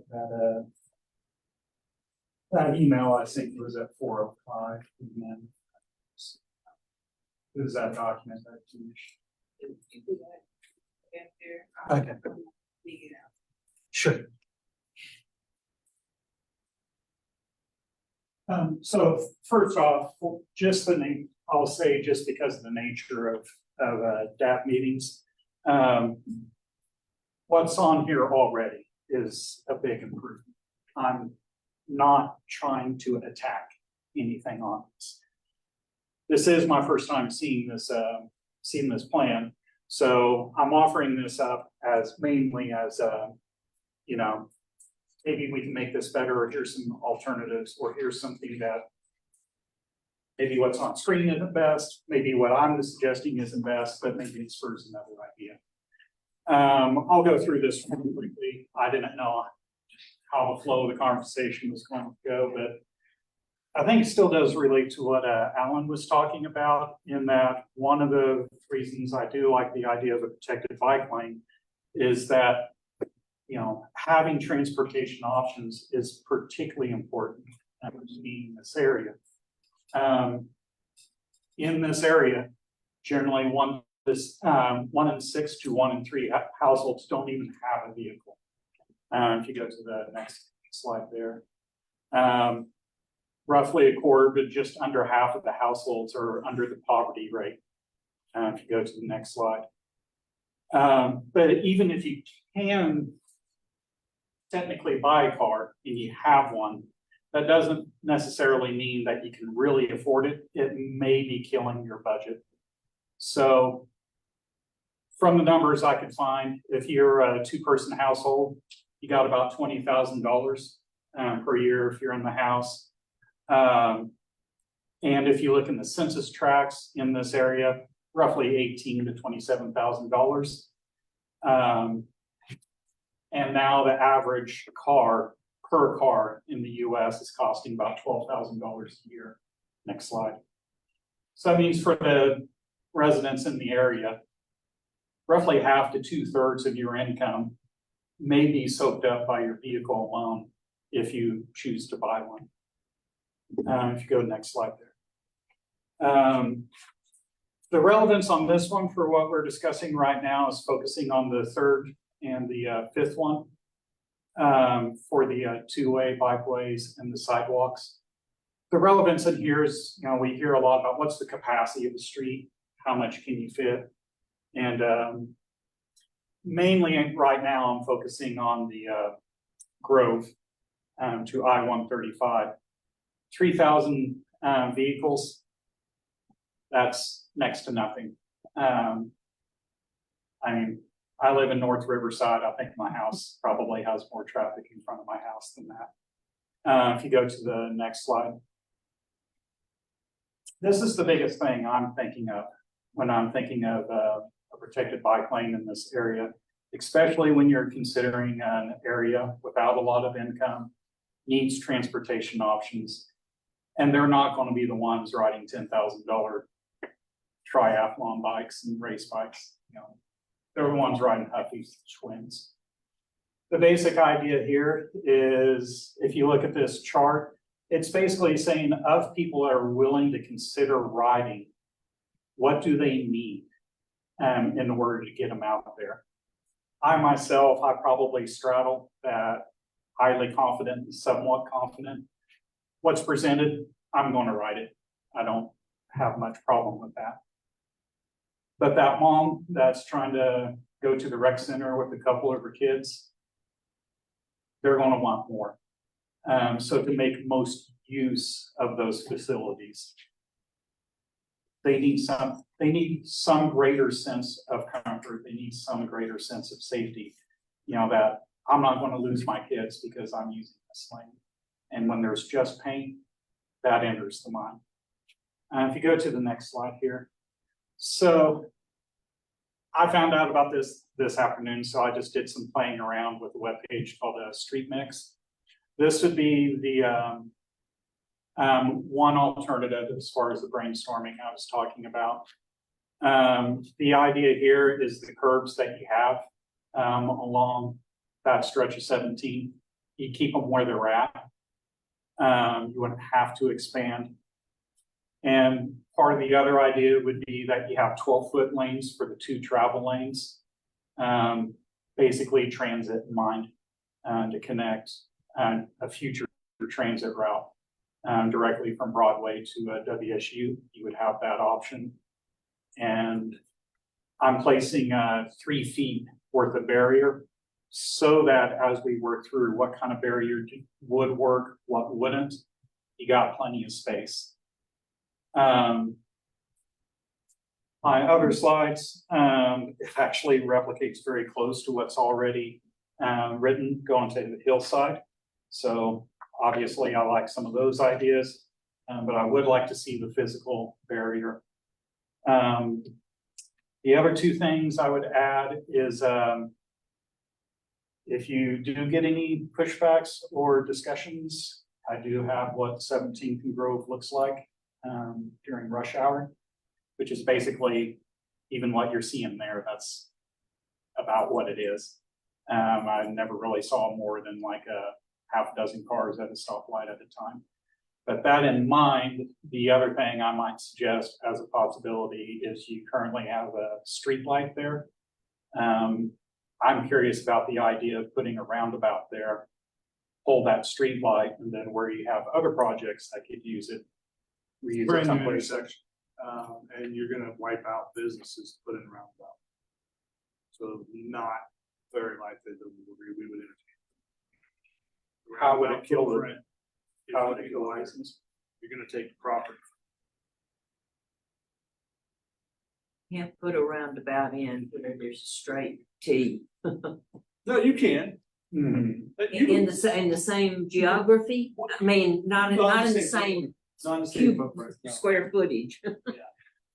And so there's commercial corners, we begin in their parking lots and things like that. would be something to think about. Okay. I mean, we We'll take a could look at concept, but it would be, that would be the concern, is you getting into. And that's fair. That's why I'm bringing this up. Okay, that's everything I had. I have to say though, there's a lot of times, it looks like there are a lot of places we could use a roundabout to ease a lot of the traffic when it gets bad. When certain companies let out the troops. We don't have any. If it was practical. Roundabouts, we actually looked at one out southeast. And the developer was not thrilled about it, so it kind of got pushed back, so. They have a time and a place. Any other feedback, questions? All right, thank you so much for all your time tonight, now, beginning to now, thank you. And your patience. I need a motion to approve. Oh, I thought it. With suggestions, sorry, they're running on you. No, it actually says what I did, just by payment. That's why I did that. But yeah, if you need a motion. I do. Okay, sorry, I apologize. You're good. No, you were used to providing feedback and the recommended action was to give feedback. So motion to approve using local and federal funds for the development along 17th between Grove Road project between Hillside and I-135, according to staff recommendations. Is there a second? Well, all I need it for is the design concept. Design concept, okay. Motion to approve the design, yeah. Motion to approve the design concept put forward by staff for the redevelopment. So moved. Second, sorry. All in favor, say aye. Positive sign. Any opposed? Yes, thank you. Sorry about that, I was going off the agenda. No, it's all good. All right, with that, then all business, motion to adjourn. Okay. We'll move. Nay, absolutely not. Good. Hey.